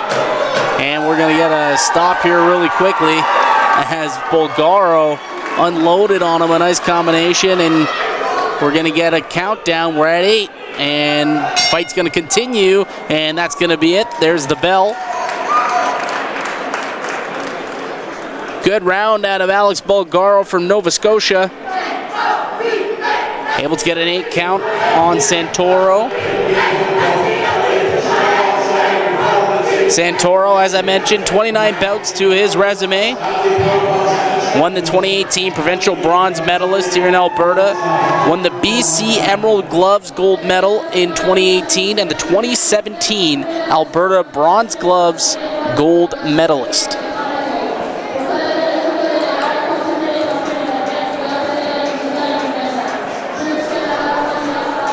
Taking a look over at Bulgaro. 2018 Canadian Championships, won the bronze medal there for the 60 kilogram weight category. Started boxing at the ripe age of 12 years old. Wanted to pick judo or boxing. His father gave him those two options, and he said, let's try boxing. And here we are, 4 years later, and he's competing at the Canada Winter Games.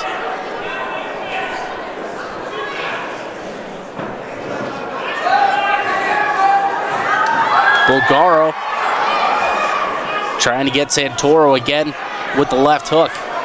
Nice combination there, sticks him with the left at the end. Santoro not able to connect on that combination.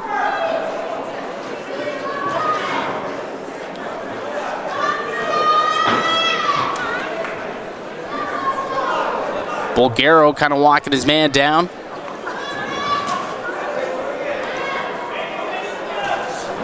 Nice left hand by Bulgaro.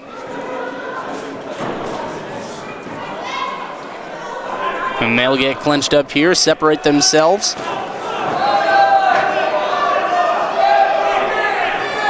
Bulgaro kind of suffocating Santoro. Santoro trying to take a walk around the ring. Bulgaro follow him everywhere he goes and broken up, but Bulgaro gets a quick talking to by the official. May have gotten one late punch in there after being broken up.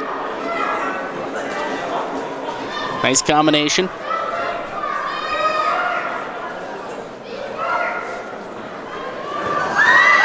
Bulgaro, a couple of big shots here, and that fight's getting stopped.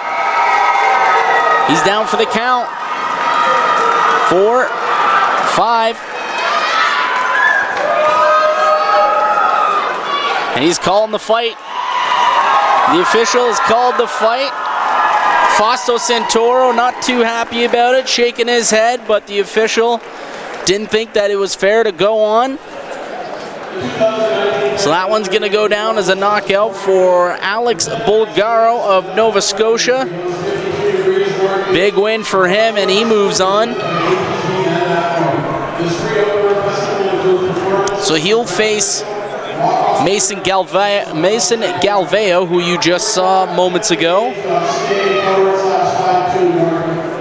So that is our second knockout of the tournament so far here on day one at the box event at the Canada Winter Games, and I will hand it off to the PA announcer for the official call.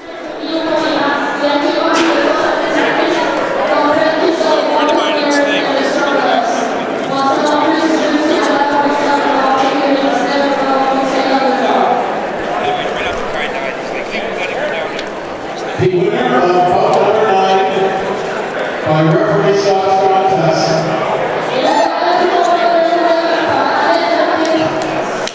In the blue corner.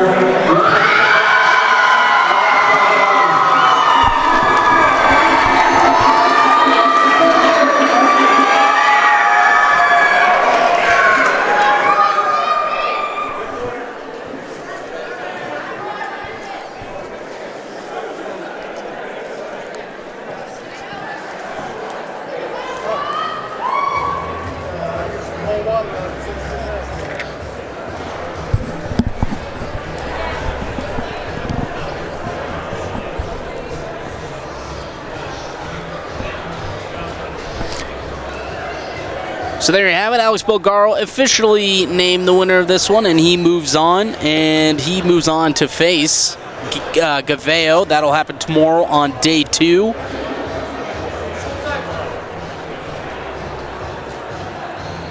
And we move on to the 69 kilogram weight class.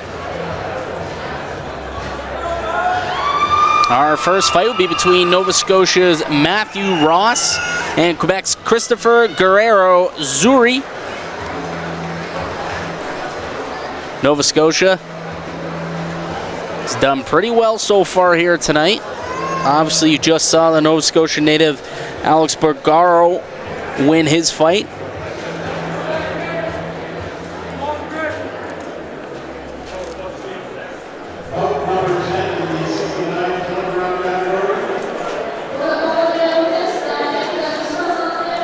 Coming up, we have Matt Ross and Chris Guerrero Zuri. So Matt Ross, 16 years old, out of New Waterford, Nova Scotia. New Waterford located on the Cape Breton Island, for those who didn't know. Fighting out of the New Waterford Boxing Club. And Chris Guerrero-Zuri fighting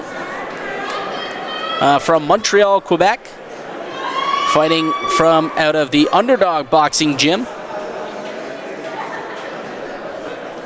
They call him Chris the Spark Zuri is what they call him. So I'll be excited to see the spark we have here. Matt Ross in the red. Chris Zuri in the blue corner. And we are underway. There goes the bell.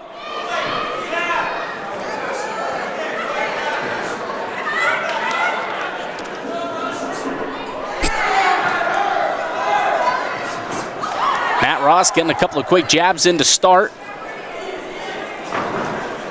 And Ross comes in with a quick right hand. Or Zuri, rather. Ross backing him up with a couple of jabs.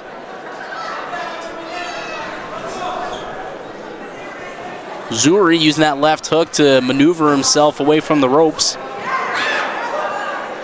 Comes off the clinch with a quick left. Nice 1-2, gets a right shot to the body. Ross backing his man down. Oh, and a nice dip and roll there by Zuri.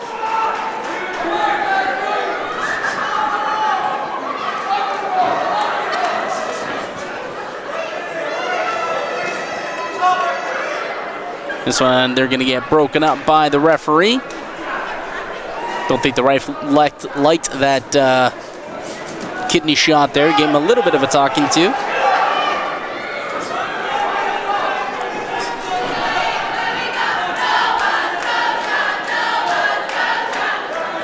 Some Nova Scotia chants starting to break out here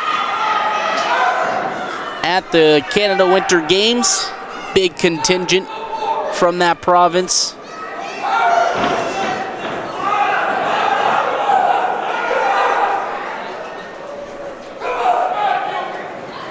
Ross backing his man down. Zuri gets a quick shot to the body.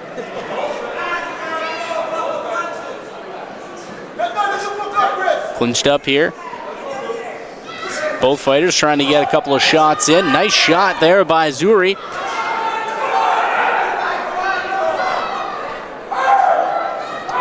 Zuri pokes at him.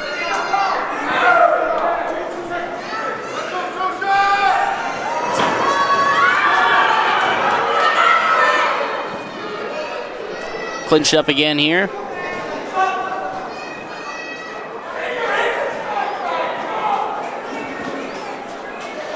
So just like the last fight, another bit of a sizable size difference here. Ross coming in over 6 foot. Chris Zuri, the shorter of the two competitors, so we'll see Ross. It seems like he's trying to keep a bit of a distance here. Looks like Ross may be cut up in the nose. Looks like there's a little bit of redness starting to show.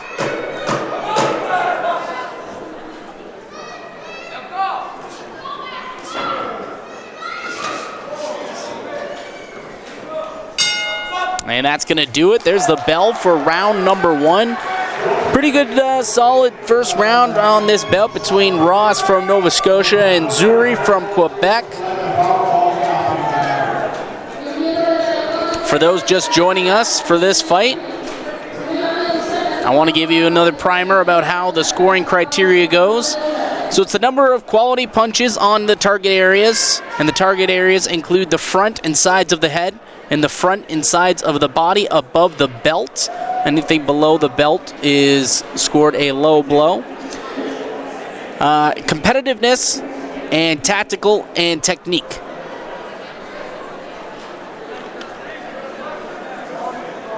There are 5 judges in this tournament that score each fight. And something to note that none of the judges in this one specifically are from Nova Scotia or Quebec, something that they wanted to make sure happened for every fight. There wasn't a judge representing that from that province. And round 2 starts now. Nice quick jab there.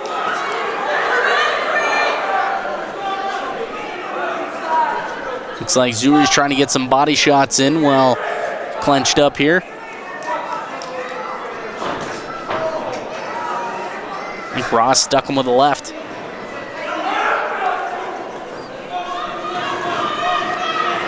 Ross doing a good job just kind of using his jab to set things up. Zuri, nice combination to the body.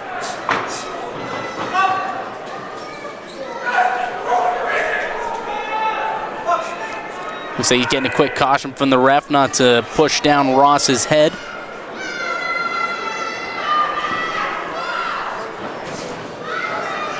Combination misses there by Ross. Zuri, nice 1-2.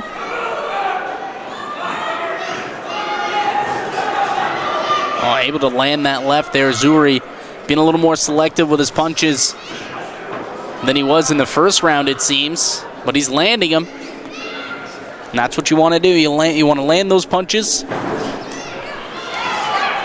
Nice combination by both. Ross getting a couple of good hits in on the face.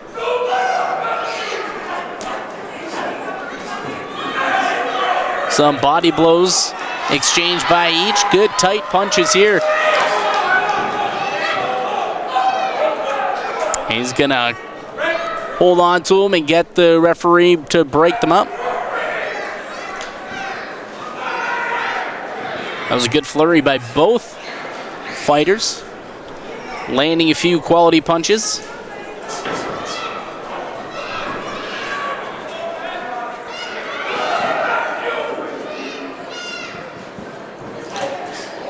Good right hand by Ross, able to get out of the way was Zuri.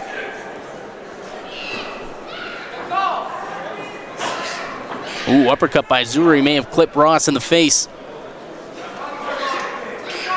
And Ross, if you do recall, did kind of start leaking a little bit in the nose in the first. Currently in round 2 of 3 here in this bout. Unless, of course, it ends in a knockout. But we're scheduled to go 3 rounds here.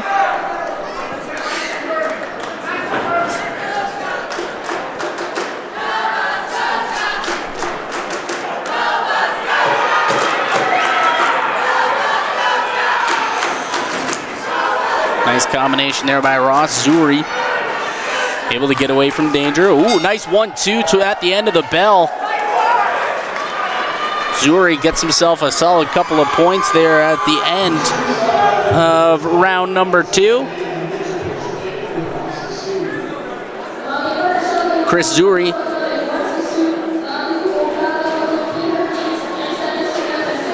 couple of championships to his belt. He has the Gala des Champions, the 2019 Gala des Champions in Tunisia. He won the Best Boxer Award, and then the 2018 Gance d'Or gold medal, and the 2017 Canadian Championships gold medalist.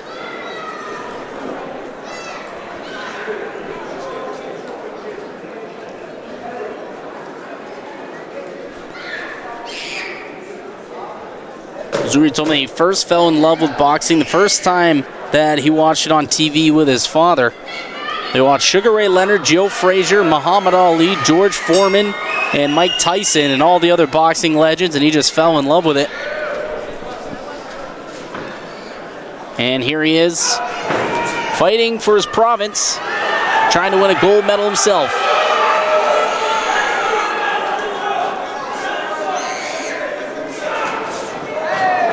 Nice combination. Zuri able to land the right.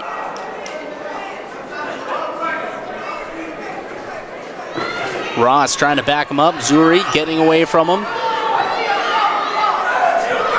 Leaning back to avoid the punches from Ross.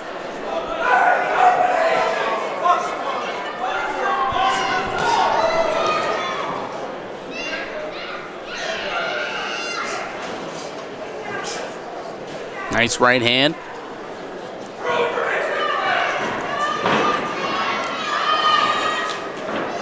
Ross with a couple of jabs, able to connect on the front facing of Zuri. Nice right hand by Zuri.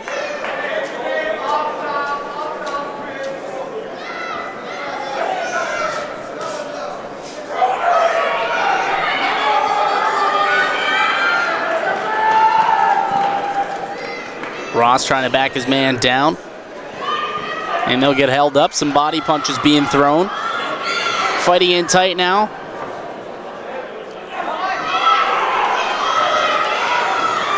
Solid 1-2 there by Zuri.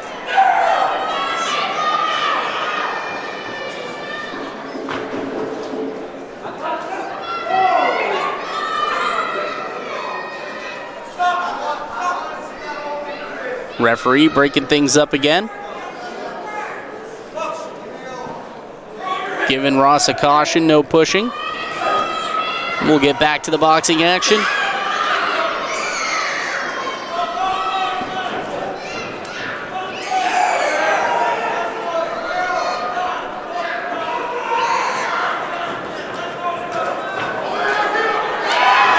Got him with a nice left there.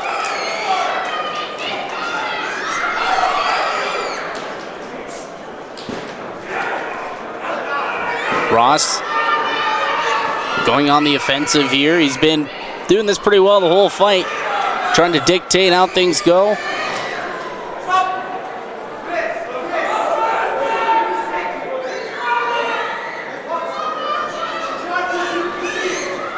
Solid combination here. Oh, and Zuri coming back off of a roll and gets him with a left hook.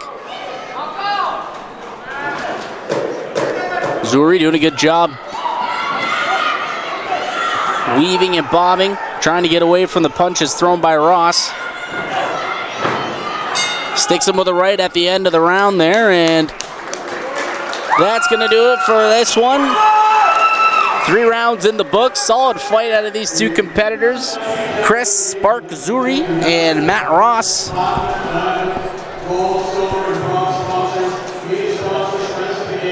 So Matt Ross out of Nova Scotia and Chris Zuri out of Quebec, and I'll give it to the PA announcer for the final decision.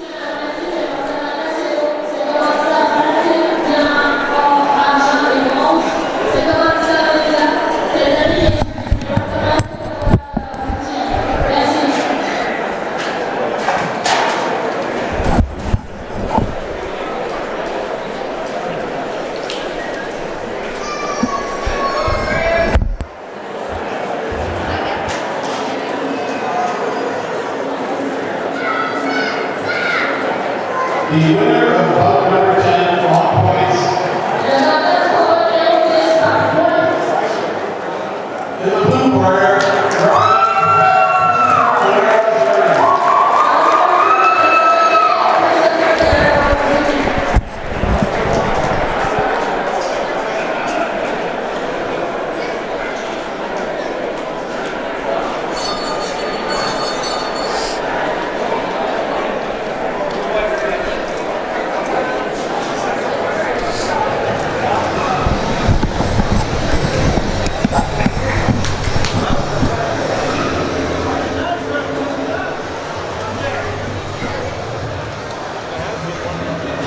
All right, and Chris Guerrero Zuri awarded the win in that bout. He's the winner on points, and he will move on in the gold medal bracket. So Zuri moves on. He'll face the winner of our following match coming up here between Alberta's Tristan DeVoe and BC's Dylan Clark. So DeVoe and Clark will be the next fighters here.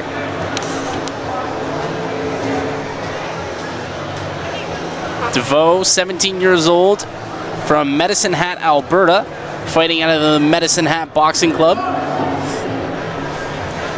Dylan Clark from Cranbrook, BC, 18 years old, one of the older competitors here at the games. in the red corner, So we'll have Tristan DeVoe in red, and it'll be Dylan Clark in blue. So again, that's Dylan Clark from British Columbia in the blue corner, and then Tristan DeVoe from Medicine Hat, Alberta in the red corner.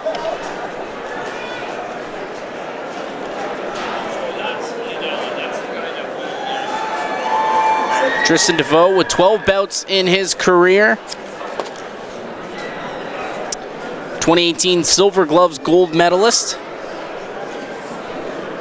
They'll be looking to add to that resume. Dylan Clark from BC, 3-time provincial champion. And there's the bell. Clark trying to use the jab early. Try and get some early points.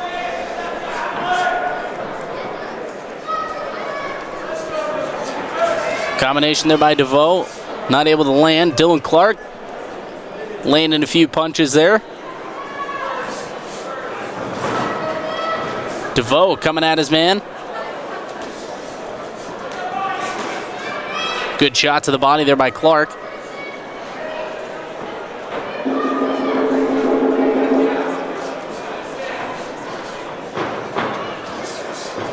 Nice combination there. It looks like Clark trying to put some oomph on his punches to make sure that they really make it to the face of DeVoe.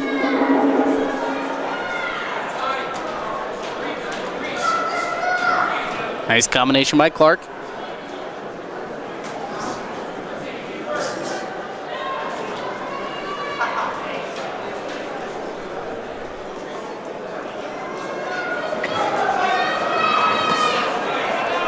Left hook, DeVoe gets him with a right now. Good combination by Clark.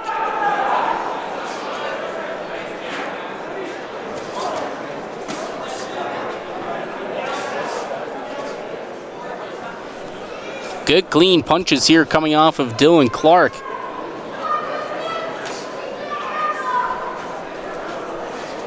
Poking at him with the jab now, trying to set something up. DeVoe comes back with a nice combination. Ooh, DeVoe gets him with a right hand. Quick 1-2 by Clark.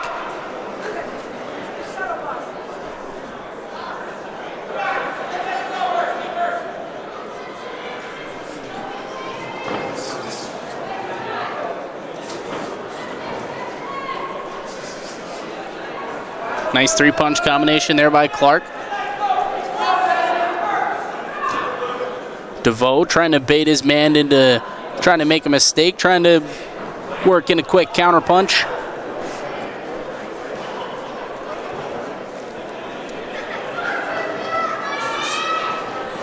And that right hand goes wide by DeVoe. Coming off it quickly was Clark with the left.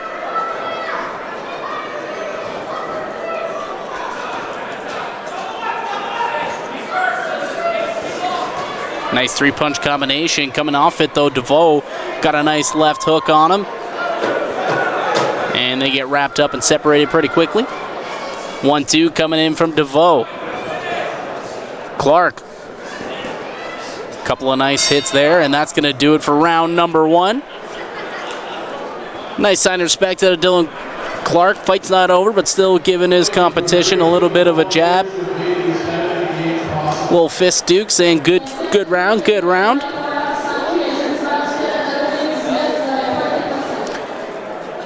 So Tristan DeVoe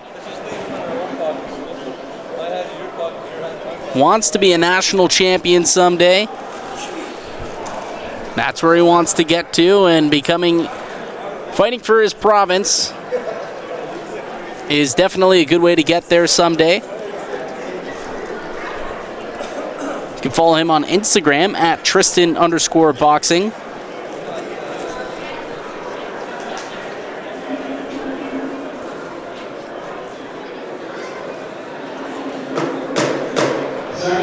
Quick little factoid about Dylan Clark, the BC native.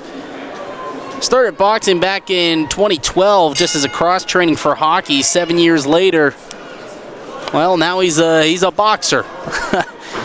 And he's representing his province here at the Canada Winter Games. Nice combination here by Clark. Sticks him with a couple of jabs. Coming off it, DeVoe able to get a left hook to the side of the head of Clark.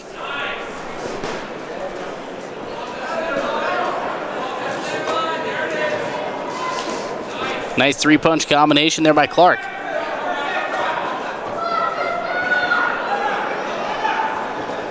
DeVoe tries a 1-2.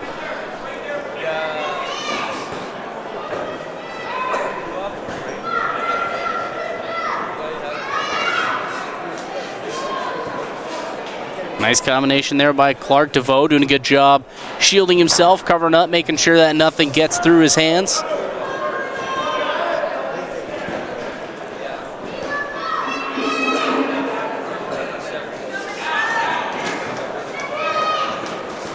Ooh, got him with a good jab to the face, and it looks like see a little red coming out the nose now. Tristan DeVoe.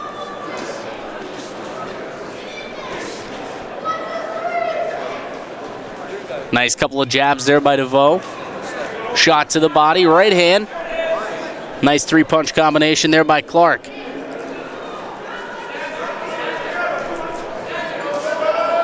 Shot to the body. Ooh, good hot chance. Dylan Clark trying to set up the right hand, but not able to convert on it. DeVoe doing a good job getting away from him. 1-2 up in the upper area.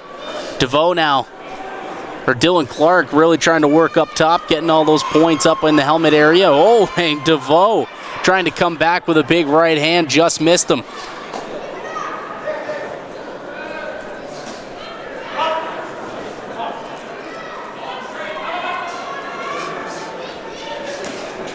Good combination here by Clark.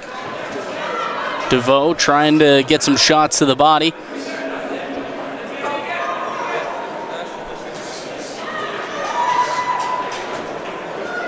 Couple of nice jabs. DeVoe finally starting to land some big punches on Clark.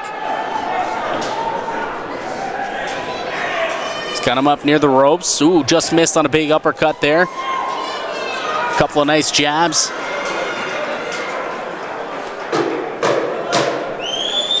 Clark has his men on the ropes. They're going to get separated here.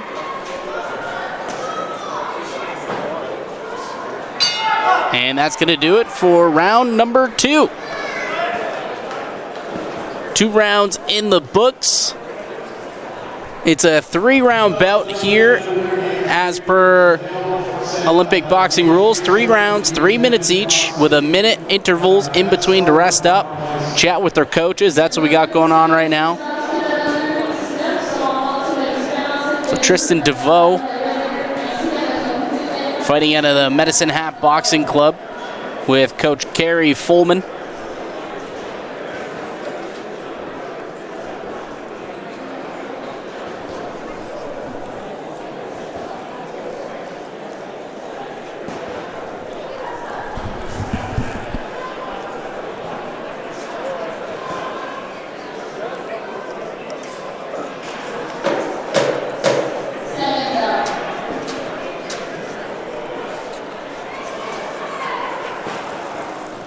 All right, round number 3 about to get underway here in this one. Dylan Clark from BC in blue, Tristan DeVoe from Medicine Hat, Alberta in red. It's been a good bout so far. Nice combination there by Dylan Clark. Looks like DeVoe may have tried to throw a bit of an elbow there. Didn't land it, but missed on that left as well.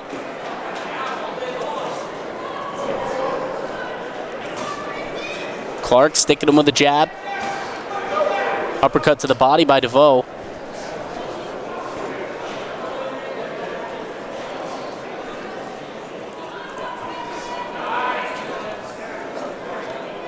Clark able to land a quick right hand. Little 3-punch combination. Oh, DeVoe coming in with a big right hand. Looks like he may have clipped Clark. And DeVoe definitely leaking now through the nose. Not coming down hard though, so won't need to stop the fight just yet.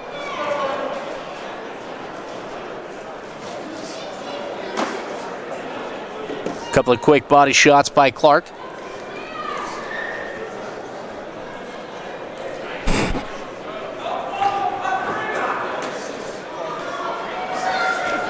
Nice combination, and looks like Clark stuck him with the right hand. Another one, quick jab off that one.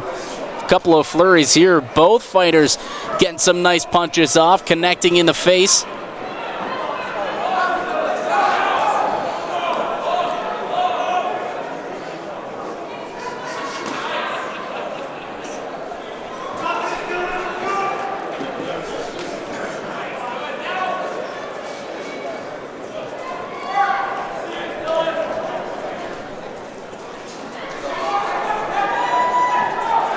DeVoe misses on the left hook, comes back. Dylan Clark with a combination of his own.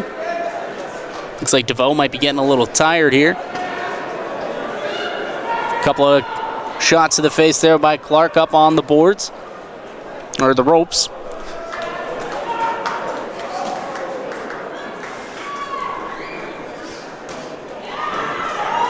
Couple of punches now. Tristan DeVoe able to land on to the face of Dylan Clark. Ooh, gets him with a nice right hook.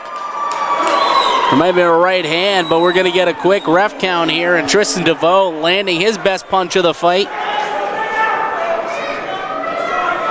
So quick 8 count, and the fight's going to go on. And Dylan Clark not happy that he was clipped with him. He's coming back hard. Nice flurries here coming from both parties. Right hook coming in from Clark. And that's going to do it.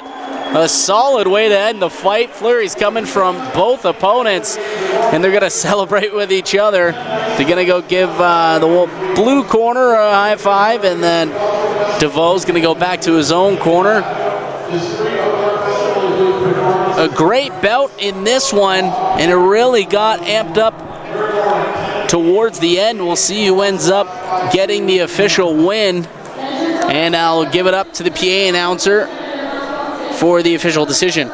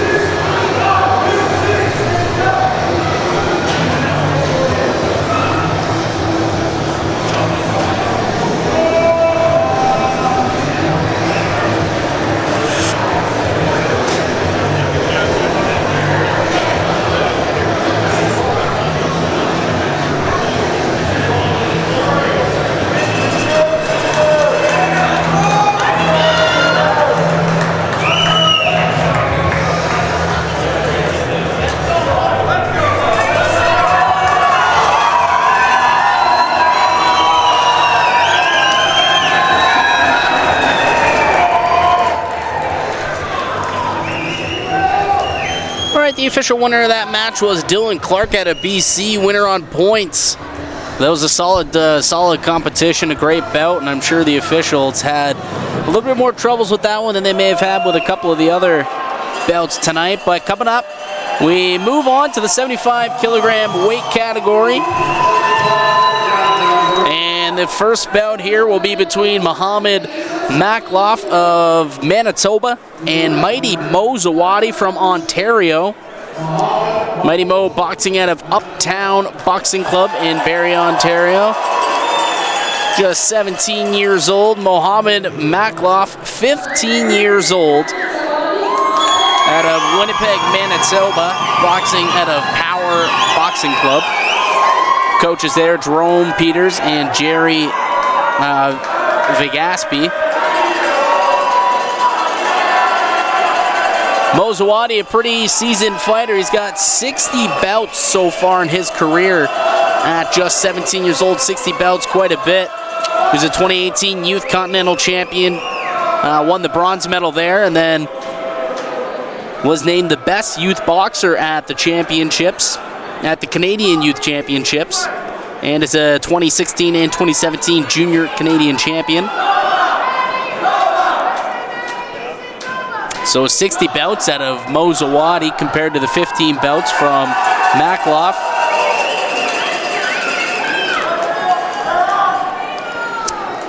His nickname is Mandime. So we got Mo Mandime Makloff against Mighty Mo Zawadi.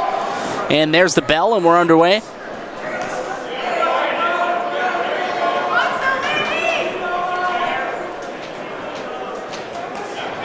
Zawadi playing defense quick.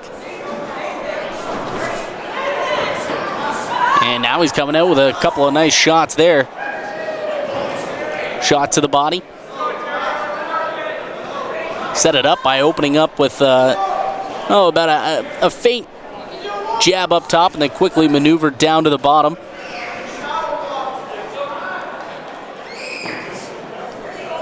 Sticks him with a jab is Makloff.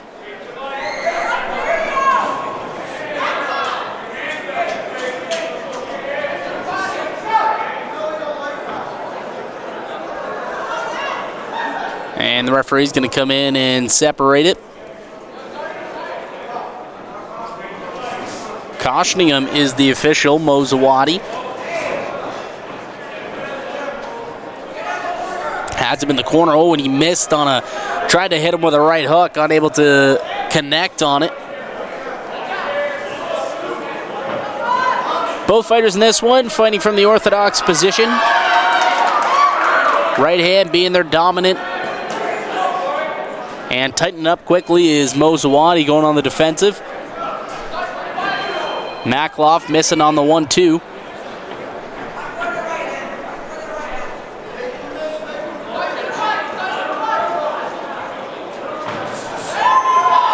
Nice punch there inside. Mo Zawadi getting a couple in there.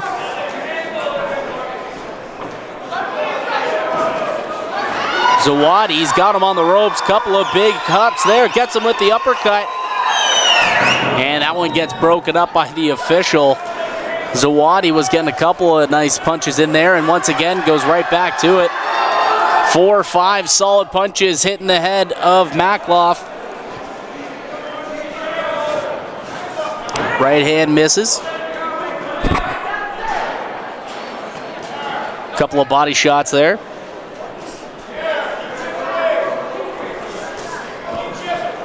Zawadi elected to play some defense and then he comes out and counters with a couple of quick jabs.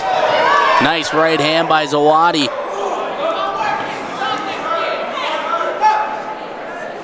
And they're wrapped up as that's going to get broken up by the referee. Couple of jabs out here by Makloff.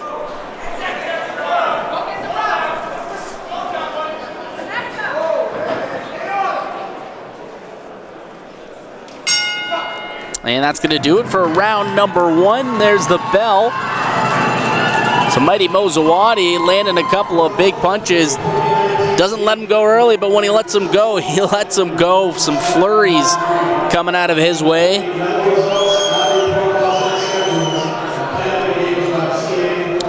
Zawadi started boxing when he was 8 years old. His brother, who was boxing at the time, sparked his curiosity. And one day, Muhammad went to the boxing club with his brother where he signed up right away and has been boxing ever since. So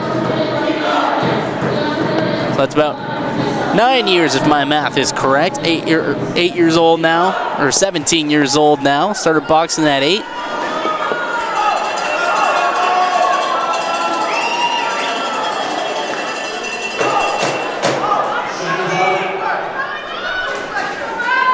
Mo Makloff getting ready to go for round number 2, and there's the bell. Couple of quick jabs by Makloff.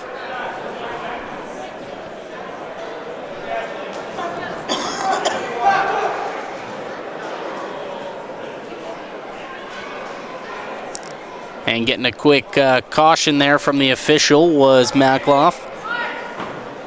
Didn't like the shot to the back of the head that he took. Nice combination. Ooh, he gets him with a right. A couple of hits there, and that's going to start the countdown. Mo Zawadi, a couple of huge lefts and rights coming through. About 4 or 5 big ones hitting him. And this one's going to keep going. Brings it all the way to an 8 count. And he's going to go back on the offensive right away. A couple of big flurries. Both of them now getting into it. And Zawadi, the second that Makloff starts throwing him, tightens back up, goes back to defense.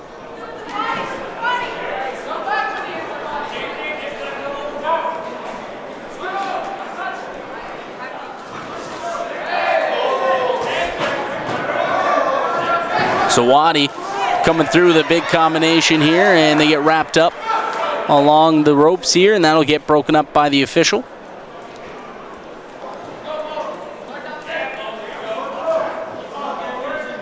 Makloff sticking him with a couple of jabs, comes back with a right. Nice three-punch combination.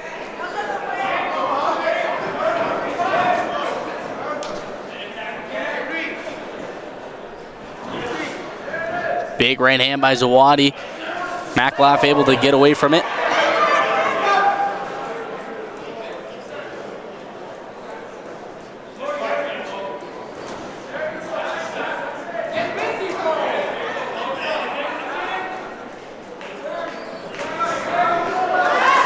Nice combination here. He's got him on the ropes. Couple of big punches. Lefts and rights, and Zawadi walks back to his corner, trying to get pumped up by the rest of his crowd of Ontario. And this one is at an 8 count. And that's where it's going to stop. Good to go, says the referee. That's twice, though, he's brought him to an 8 count. And he's going to keep going.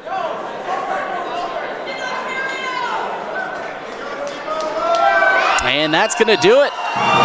Mo Zawadi, Mighty Mo, gets the knockout. And he wins it for Team Ontario. Muhammad Makloff, unable to go, says the official. So Mighty Mo, in his 61st bout of his career, ends up taking the W here, and he'll move on. In the gold bracket, he'll face Nova Scotia's Matthew McDonald tomorrow on day 2.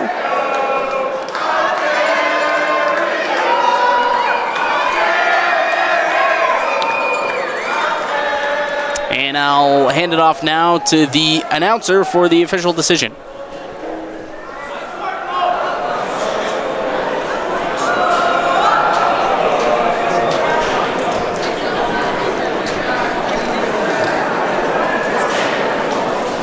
The winner of bout number 12 by a referee stop contest in the second round.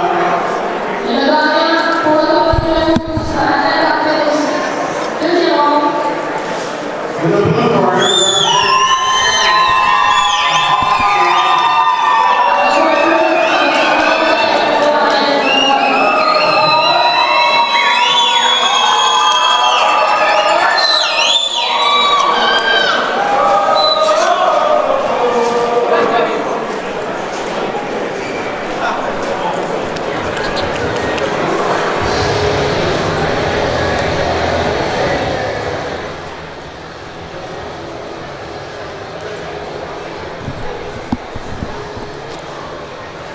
And there you have it. Mighty Mo Zawadi awarded the winner on knockout over Mo Makloff of Manitoba. So Zawadi moves on for Ontario. And coming up next, we have another 75-kilogram bout. This one between Esteban Rene Nadeau of Quebec and Jonathan Hanna from BC. Nadeau from Drummondville, Quebec, fights out of Club de Boxe Ultime Action. And Jonathan Hanna from North Van, BC, fighting out of Griffin's Boxing Club.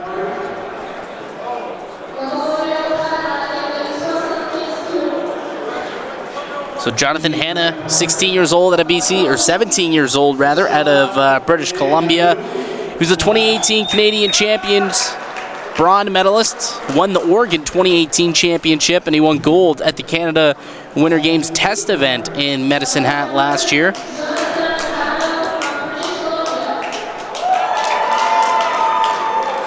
Esteban Nadeau, 2015, 16, 17, and 2018 champion at the God's Doors gold medal.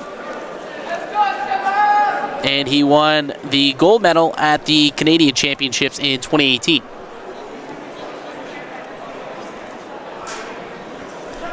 So here we go. Jonathan Hanna in blue, Esteban Nadeau in red, fighting for Quebec.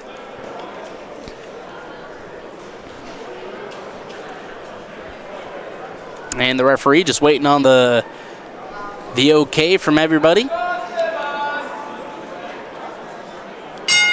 And there's the bell.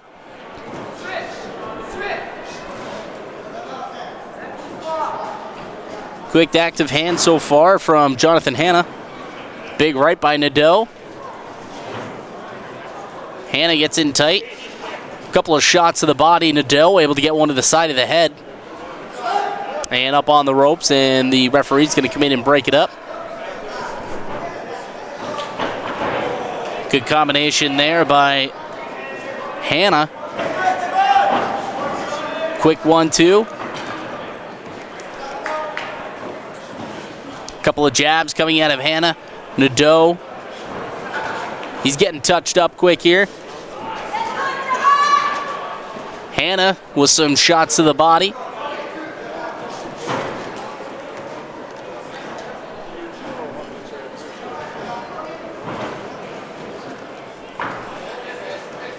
And they'll get wrapped up here along the boards, or along the ropes.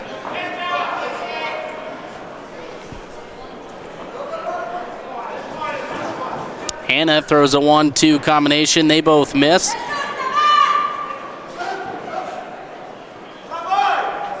And they'll get separated by the referee. Fight will go on. Couple of shots to the body here by Hanna. Just misses on a big right, and then Esteban on the left.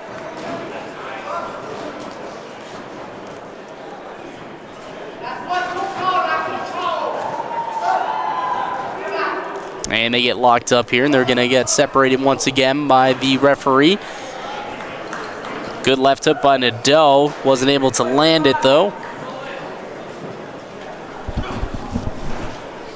Another left by Nadeau. That time he gets a piece of Hanna. Hanna having to bring his headpiece down.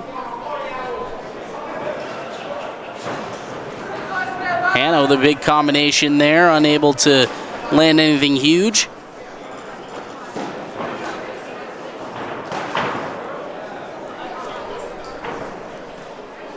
They get wrapped up into the ropes again. They'll be separated by the official. Getting a quick caution there was Esteban Nadeau. No pushing, he says. I see Esteban, or it's Jonathan Hanna, has some Team BC signs rooting him on out here in the crowd. Nice right hand there by Nadeau.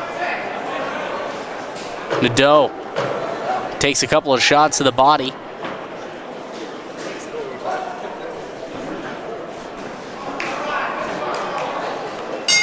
And that's going to do it for round number one here between these two. Esteban Nadeau out of Quebec, Jonathan Hanna from BC. So with round number one in the books. Pretty even match so far in that first bout. And for those who may be just joining us, we'll once again go over the scoring criteria if you want to keep track at home for what the judges are looking for. Looking for a number of quality punches to the target areas. They're looking for competitiveness and tactical and technique. If you're asking, well, what's the target area exactly? I'll tell you. It's the front and sides of the head and the front and sides of the body, but above the belt. So that's what the judges are looking for. There's 5 judges that are here. 5 judges for each and every bout. And something key to note is that there won't be a judge from Quebec and there won't be a judge from BC. So no bias coming out of the judges area. Round number 2 underway. Nice 3-punch combination by Hanna. Separated now by the official. Couple of quick jabs.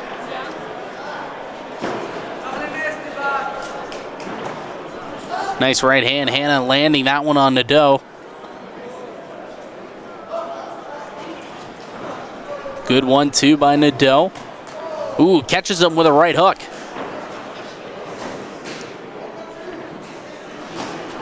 Shot to the body on Nadeau.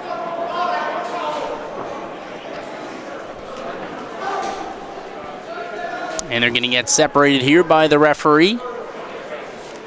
Both of them going to get a quick talking to. Didn't quite like what happened there.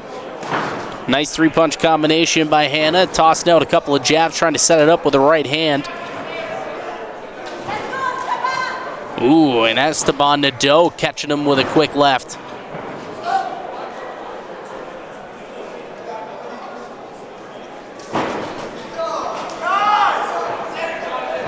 Nadeau landing a few more punches here in this round than he did the first round.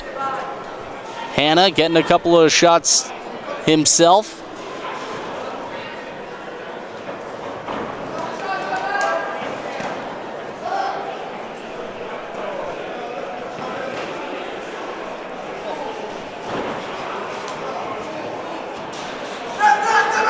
Couple of shots to the body there off of Hannah. Esteban pushes his man off. He's going to get a quick chat from the official. No pushing. Nice combination there by Nadeau. Hannah, a couple quick jabs. Wasn't able to land anything. Nadeau doing a good job. Now he's got him locked up on the ropes. You're going to get separated by the referee here.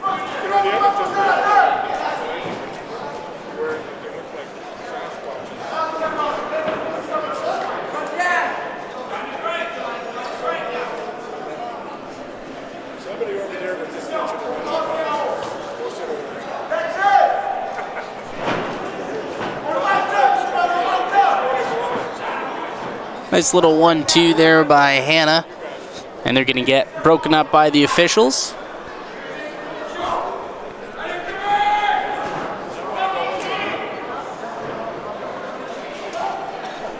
Back up on the ropes now. Once again, Nadeau getting a little quick chat from the official. No pushing. It's happened a few times, and at some point he could get a warning, which would result in a point deduction. And that's going to do it for round number 2. Hannah, just as the round was ending, got a nice combination off and got a quick touch on the top of the helmet of Nadeau. That'll score well in the books. So Esteban Nadeau out of Drummondville, Quebec. Currently studying, he's in a boxing sports study program at College of St. Bernard in Drummondville, Quebec.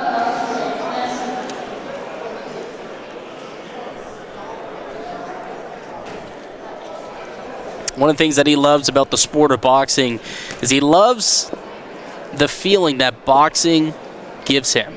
So it gives him confidence, power, accomplishment, and allows him to feel like he can be the best he can be. And he's out here trying to prove that here at the Winter Games.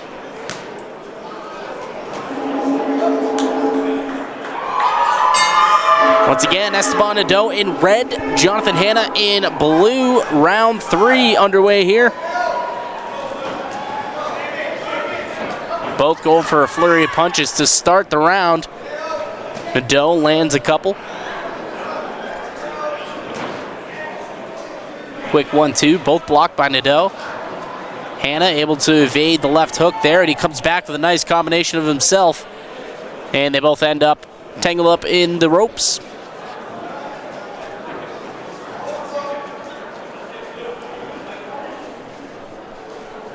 Couple of body shots by Hannah while locked up there. And gives one to the back of the head. They may went undetected by the official, didn't get a talking to.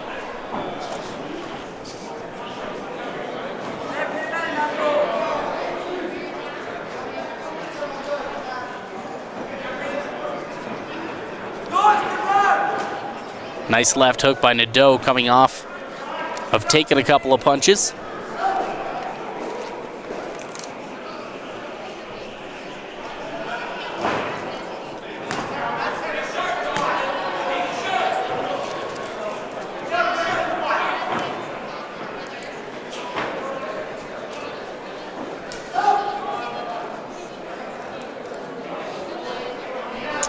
And Nadeau getting another talking to from the official. Fight will go on. Ooh, nice combination there. Hannah unable to land on the last big right that he tried to throw. Nadeau doing a good job moving his head, kind of bobbing away, not allowing Hannah to land any big shots. Hannah doing a pretty good job himself. It's been a pretty evenly fought bout so far. This one's going to get broken up.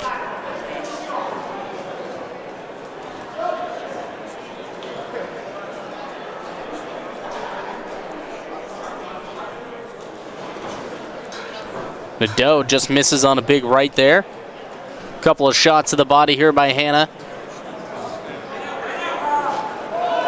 Nice right hand by Nadeau. Looked like that landed. Got a big crowd reaction.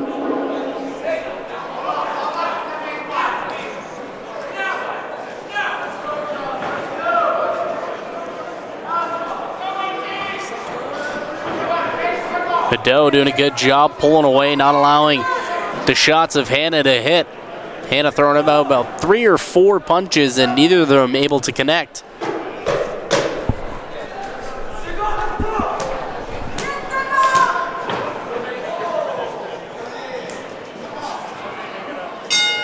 And that's going to be the final bell here. Good spirited fight. This one's going to go to the cards.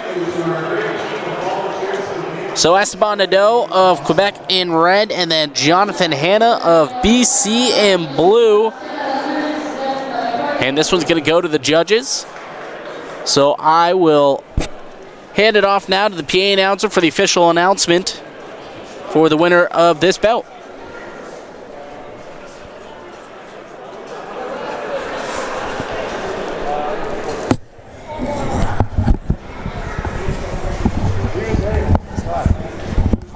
I was starting to do it when he said stop. I'm like,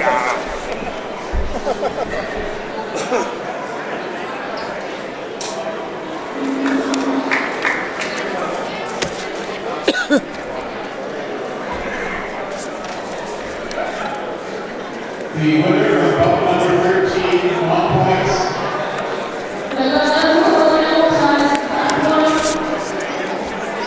In the blue corner.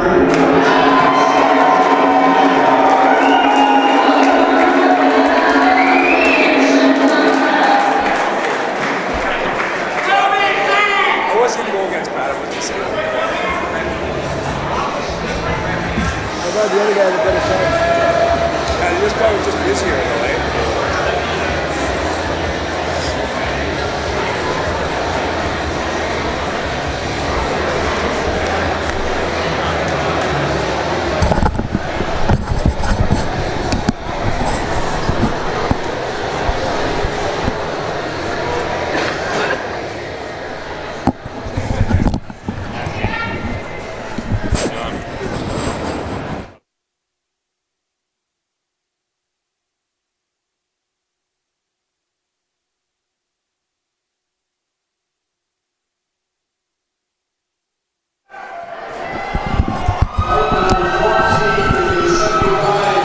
Welcome back, and as heard just moments ago, the winner of that last bout between Jonathan Hanna and Esteban Nadeau. Jonathan Hanna from BC ended up winning that fight on points, so Jonathan Hanna moves on.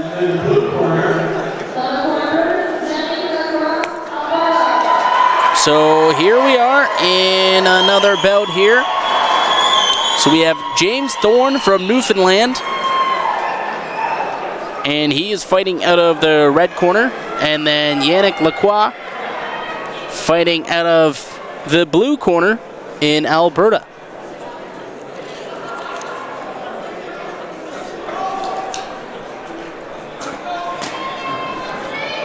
So Lacroix with 44 fights in his bout, or 44 bouts under his belt, is what I meant to say. And there's the bell, and we're underway. Solid combination here. Yannick Lacroix coming out hard to start. Good head movement, coming out with a couple of jabs here now is James Thorne. Good combination there by Thorne. And Thorne doing some good footwork, trying to bait Lacroix, trying to open something up, ends up getting a shot, and Lacroix He's got him in the corner, a couple of big hits there, and we're going to get a count here. And Lacroix trying to end this one early. And it looks like just going to be a quick 8 count and get right back to the action. But Lacroix looks like he's actually opened up James Thorne real quick in this fight.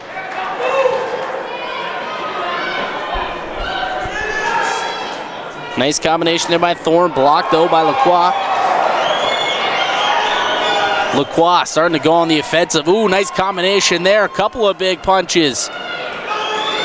Big right hand, throwing some haymakers. Couple shots to the body. He's got him on the ropes, and we're going to get another count.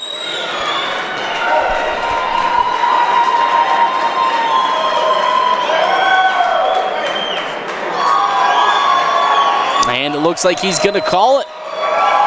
So the referee decided to call this one in the opening round. So Yannick Lacroix will take this one and move on.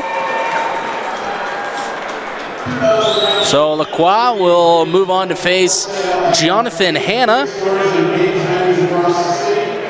tomorrow night. And Thorne will move on to the bronze medal bracket.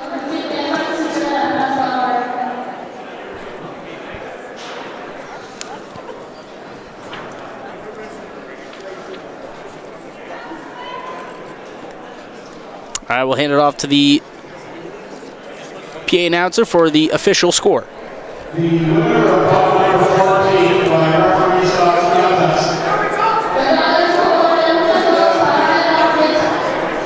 In the blue corner,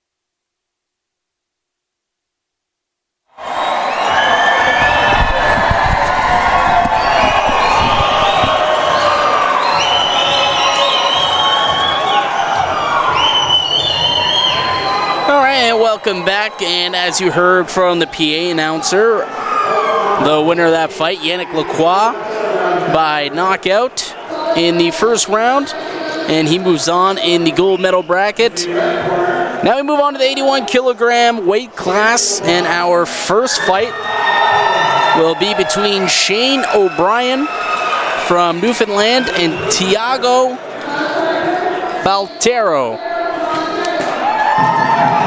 in the blue corner. So it's Seamus O'Brien from Newfoundland in the red corner and Tiago T-Man Baltero in the blue corner, fighting out of Kingsville, Ontario.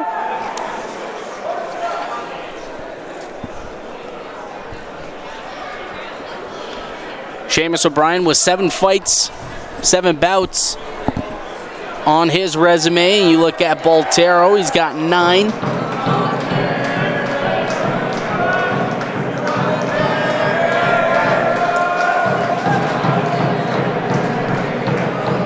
Just some quick history here on the Canada Games.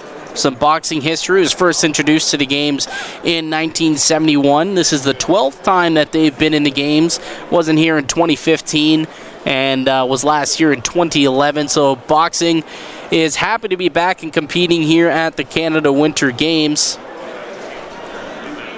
Ontario and Quebec traditionally have been dominating the event. Both provinces have medaled each year since 1979. And I expect much of the same to happen so far. Ontario and Quebec have done a pretty solid job so far in this one. And we have one of these Ontario natives in this bout. It's Tiago Baltero. And once again, it's Baltero in blue and O'Brien in red. O'Brien from St. John's, Newfoundland. And there's the bell.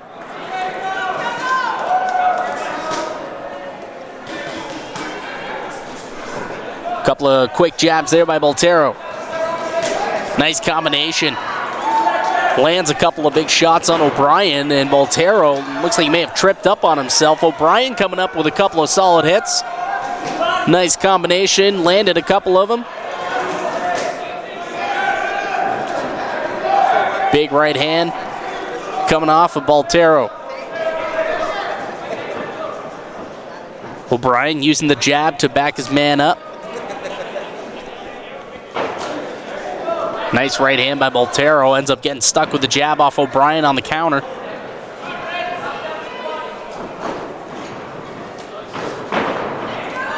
Baltero coming in hot with a few punches.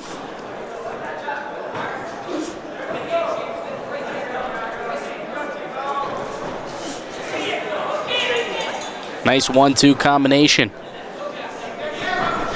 O'Brien on the ropes, able to get himself off though.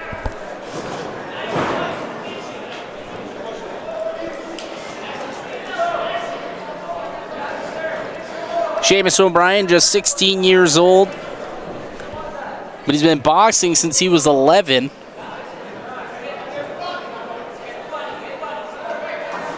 So he's got some boxing under his belt. Tiago Baltero started boxing back in 2017, so just 2 years of experience.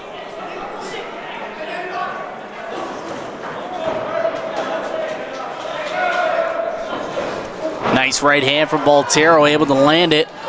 Comes back with another 1-2. He's got his man in the corner. And O'Brien able to get away from him.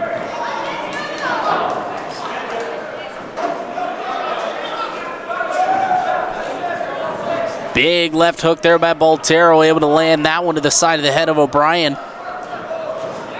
O'Brien now trying to land a couple of shots himself.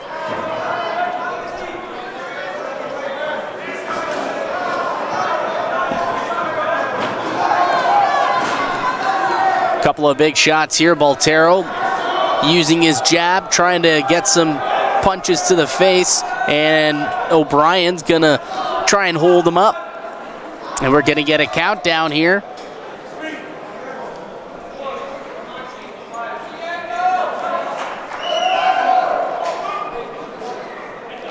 And this one's gonna get called. We'll get another knockout here, so that's back-to-back knockout. Seamus O'Brien out of Newfoundland, unable to go, says the referee. He calls the fight, so Tiago T-Man Baltero from Ontario gets himself the win. He moves on here in the gold medal bracket, and he'll face off against Quebec's Gabriel Tremblay tomorrow. That should be a good bout. Ontario versus Quebec is always fun to watch.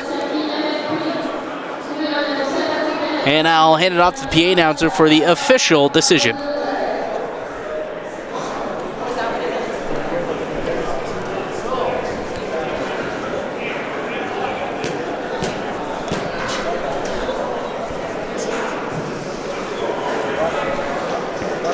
The winner of bout number 15 by referee stops contest.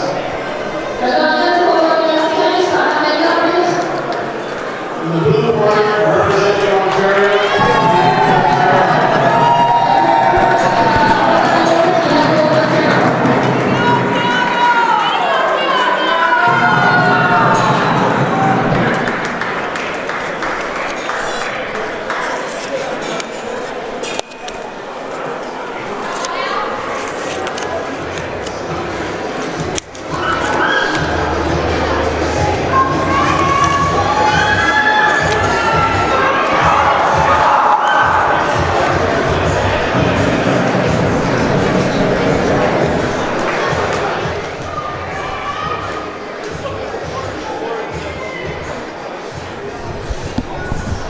All right, and there you have it. The official is a knockout from Tiago Baltero.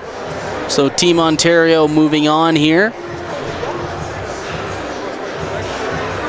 Our next fight here at the 81 kilogram category is Braden Hellickson of British Columbia and Josh Peck from Quebec.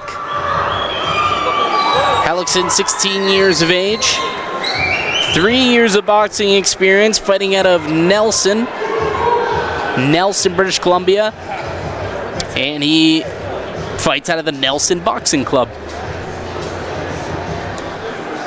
Josh Peck from Colehurst, Alberta. Josh Peck's from Alberta, sorry, not Quebec. And Josh Peck from Colehurst, Alberta, and fights out of the boxing club, the Lethbridge Boxing Club, under Rick Duff. He's got the nickname Babyface.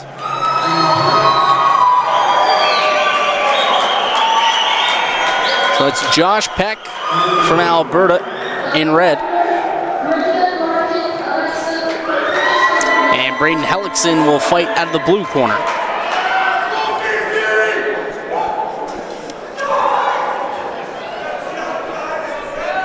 Josh Peck, 27 bouts so far under his belt.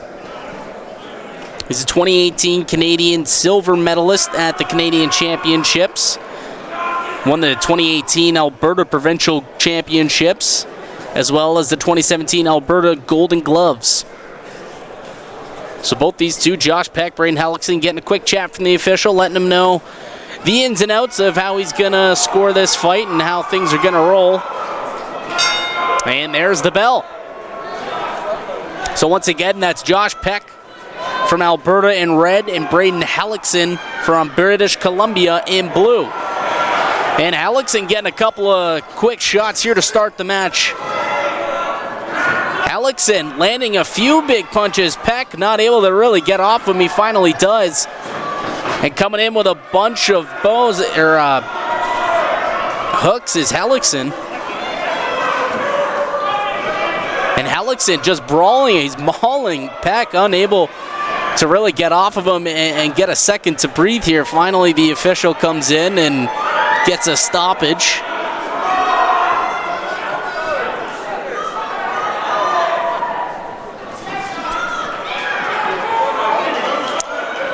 Right hand there by Hellickson off of the clinch here.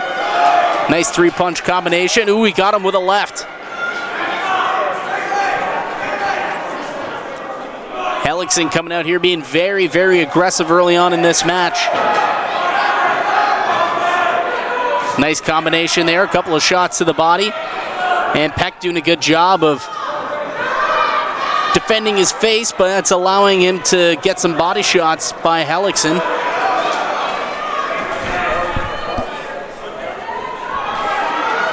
Getting clenched up here. Finally separated. A couple of nice hits there by Hellickson.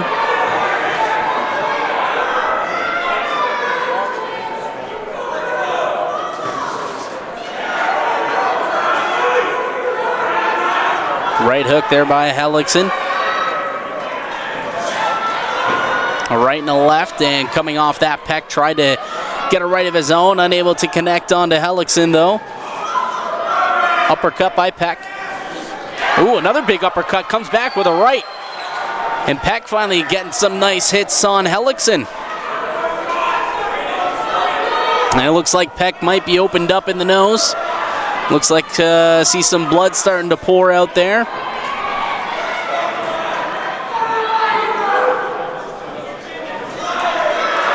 Nice right hand there by Peck. Big combination. Peck with a right hand. Hellickson going in on the defensive now, and he comes out of it with a big right hand. Oh, a big right coming out from Hellickson. Peck's taking a couple of big shots here in the opening round. Peck just misses with a left, able to get a right hand on him. Hellickson misses with a right hook himself. Both of these fighters really, really unloading on each other in this one, and that was a great opening round between the two. Josh Peck and Braden Hellickson giving the crowd a good fight.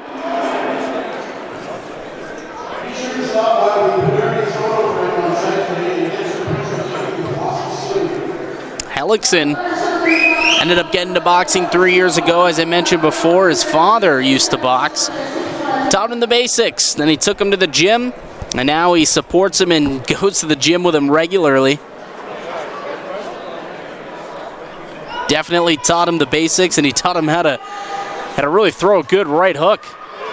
He's landed a few of them.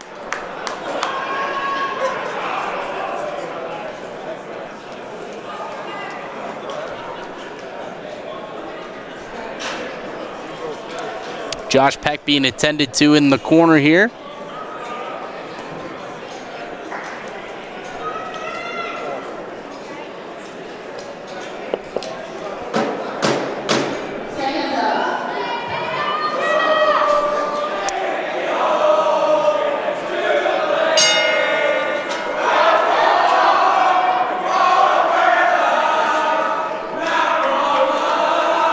And the Alberta fans in here really starting to chant how proud they are of Josh Peck.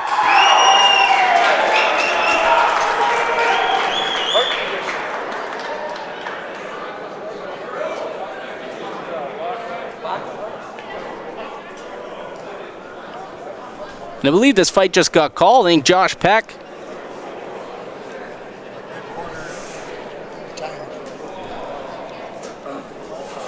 So just got word that his corner decided to call the fight and retire his fighter. So Josh Peck, after one round, they decided that he wasn't really going to be fit to continue. So the win will go to Braden Hellickson. A valiant effort from Peck, though. Took a few real big shots from Hellickson. And this is the top weight class here. And they're really showing it by the big blows that they were throwing at each other in this one. But at the end of the day, Braden Hellickson ends up moving on. And he will fight the winner of our next match between Quinn Neild and Isaiah Haya. Number 16 by referee stops contest.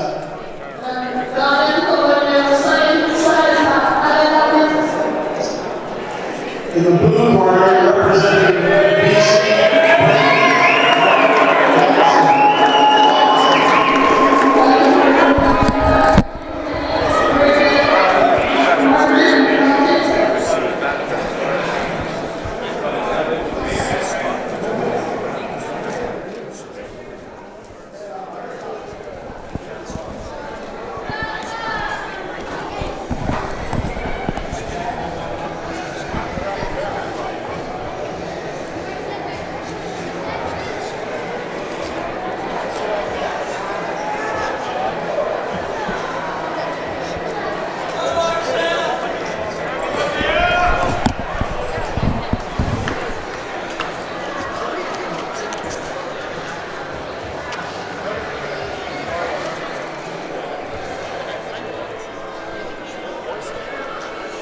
And there you heard it. So this one ends in a referee-stopped contest.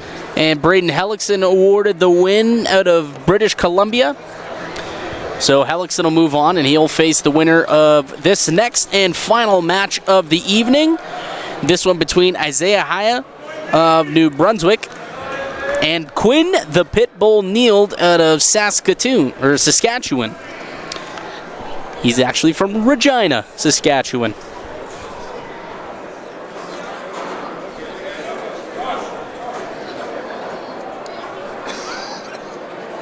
Bout number 17 in the 81 kilogram class.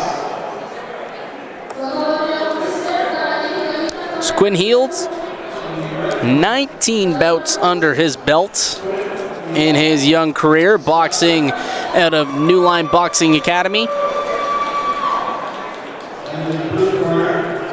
And he'll be in the red corner.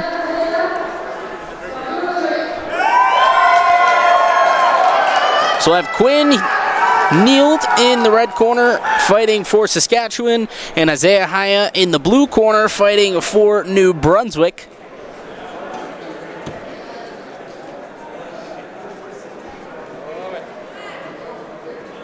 Just getting the official getting acquainted with each corner. So Quinn the Pitbull, well, how did he get the nickname the Pitbull? Let's see, he's He was the 2018 Canadian Championships junior gold medalist. He was the 2018 Saskatchewan provincial champion and a two-time ringside world championship contender in 2016 and 17. I gotta tell you, I'm pretty excited to see why he is called the Pitbull. And we'll find out, because there's the bell. Haya coming out with a couple of quick jabs. Haya getting some quick combination, getting some touches there. Clips him with a nice uppercut. Nice combination by Haya.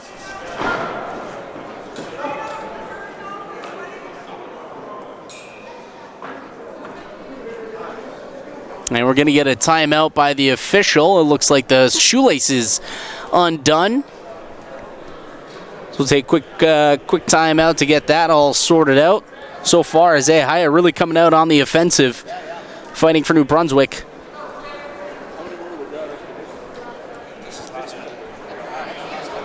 This is the last fight of the night. It's been 16 fights on tap today. Saw a lot of really, really great boxing. And it's setting up to be a tremendous event going on all week long, concluding on Wednesday.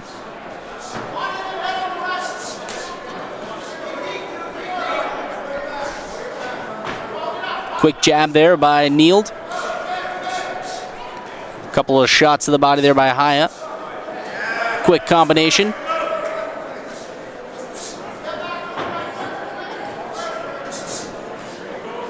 Nield trying to walk his man down. Nice shot to the body there by Haya. Good combination.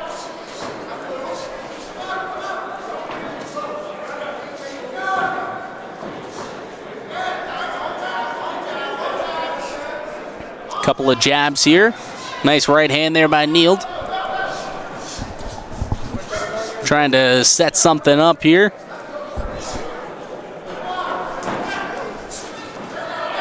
Got him with a good right hand and a left hook off that. And Nield getting a couple of solid hits here. Haya able to get off the ropes there, getting a couple of jabs. Ooh, good right hand, ends up landing that one. Nield comes off of it with a left hook. Couple uppercuts now here by Haya. And it looks like Nield may have broken open on the nose. Looks like it's getting a little red. Nothing's flowing quite yet. Misses on the 1-2 combination.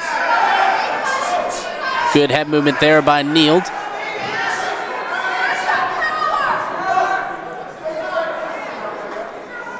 And the referee comes in to break him up really quick.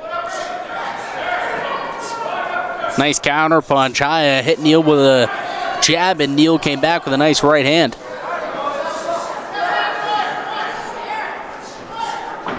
Nice 1-2 here by Nield.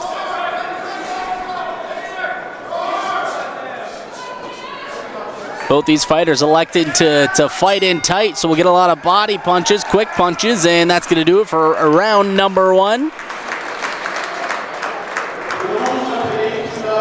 Solid flurry from both coming in at the end as they got real in tight there, decided to really get in close.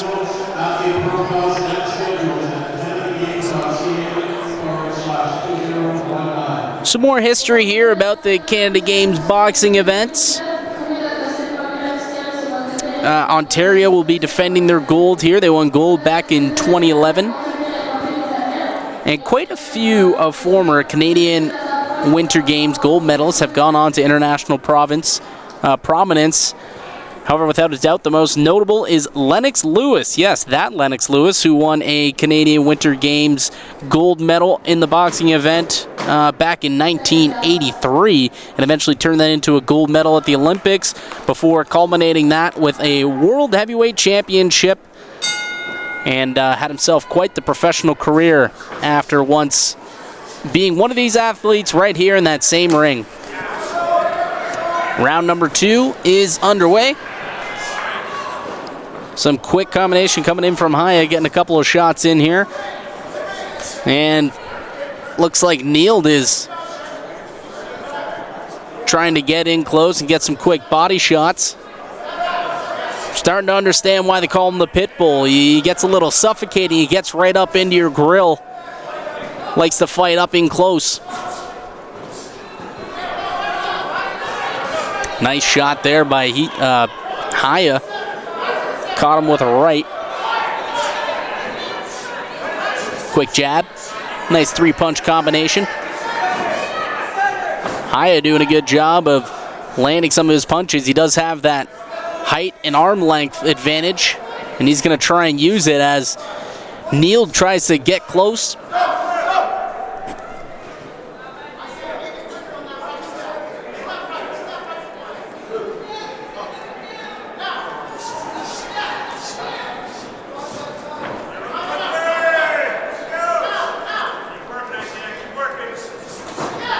Ooh, nice right hook. Coming back with a right hand is Haya.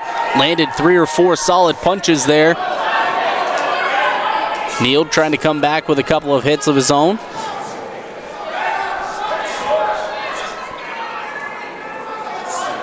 Haya missed on that right hook. Nice 1-2 there by Neeld.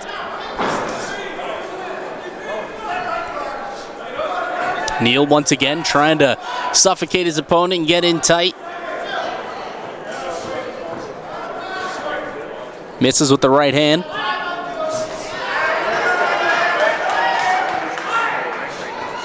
Oh, and Haya getting a couple of solid chances up in close. Gets him with an uppercut, couple of hooks there as well. And we're going to get a... Might get a down for the count here. Looks like Heald is a little bloody. And it looks like it's going to be okay as fight continues.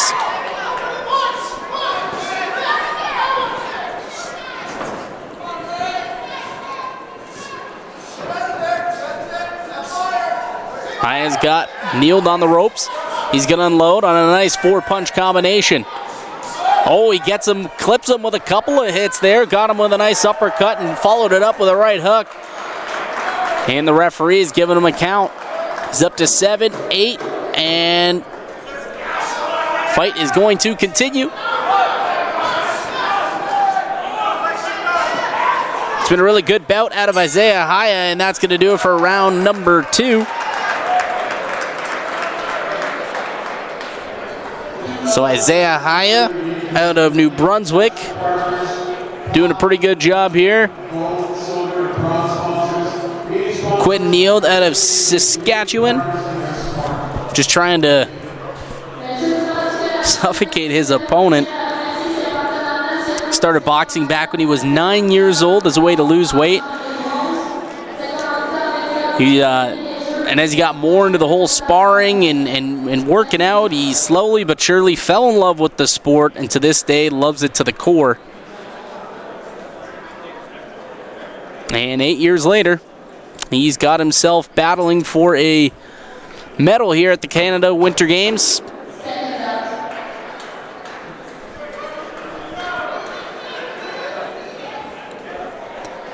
One of the things that I love to hear about Neeld, too, is that he said boxing has really pushed him to even do better in school. He's an honor roll student now and on track to finish his 12th grade a semester earlier than everyone else. Why did he do that, you ask? Because he wanted to focus on boxing.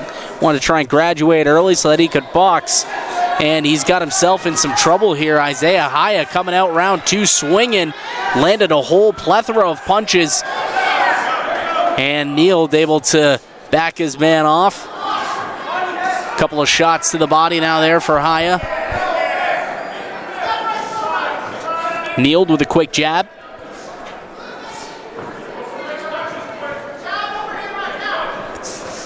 Haya, good 1-2 there. Neeld, coming back with a good left hook of his own. Good 4-punch combination.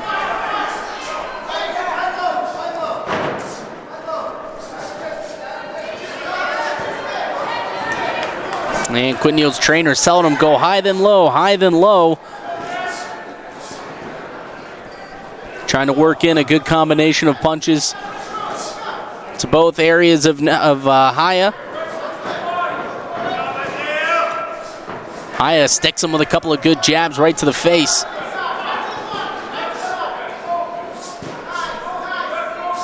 Gets him with an uppercut. Kneeled.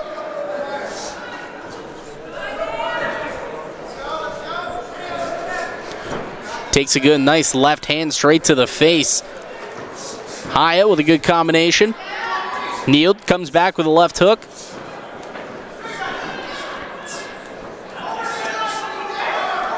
And Neal now going on the defensive, comes back with a couple of right hands. And Haya missed on that right.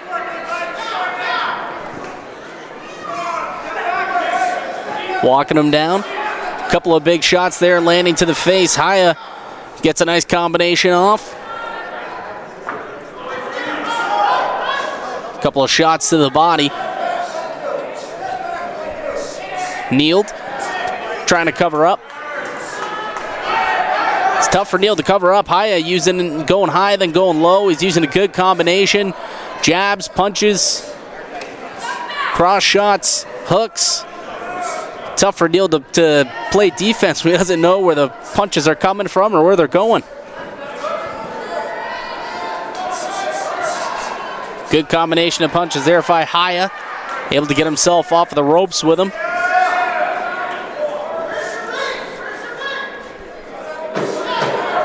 Right hand used by Haya. Oh, and Quinn Neal gets knocked down. Looks like he was trying to put a little power into that punch and ended up falling, and he's up to an 8 count, and that's going to call it. So the fight is over, and Isaiah Haya of New Brunswick gets the knockout in round number 2. So Haya moves on.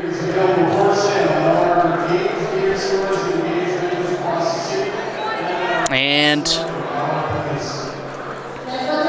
that concludes it. That is the final match of the day. A lot of real solid fights. A lot of good bouts that we saw happen today.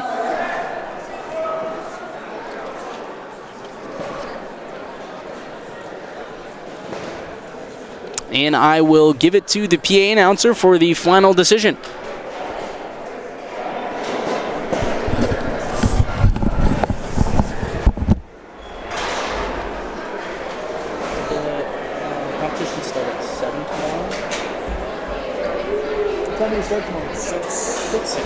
Six the rest of the days, and then Wednesdays at 5. Finals at 5.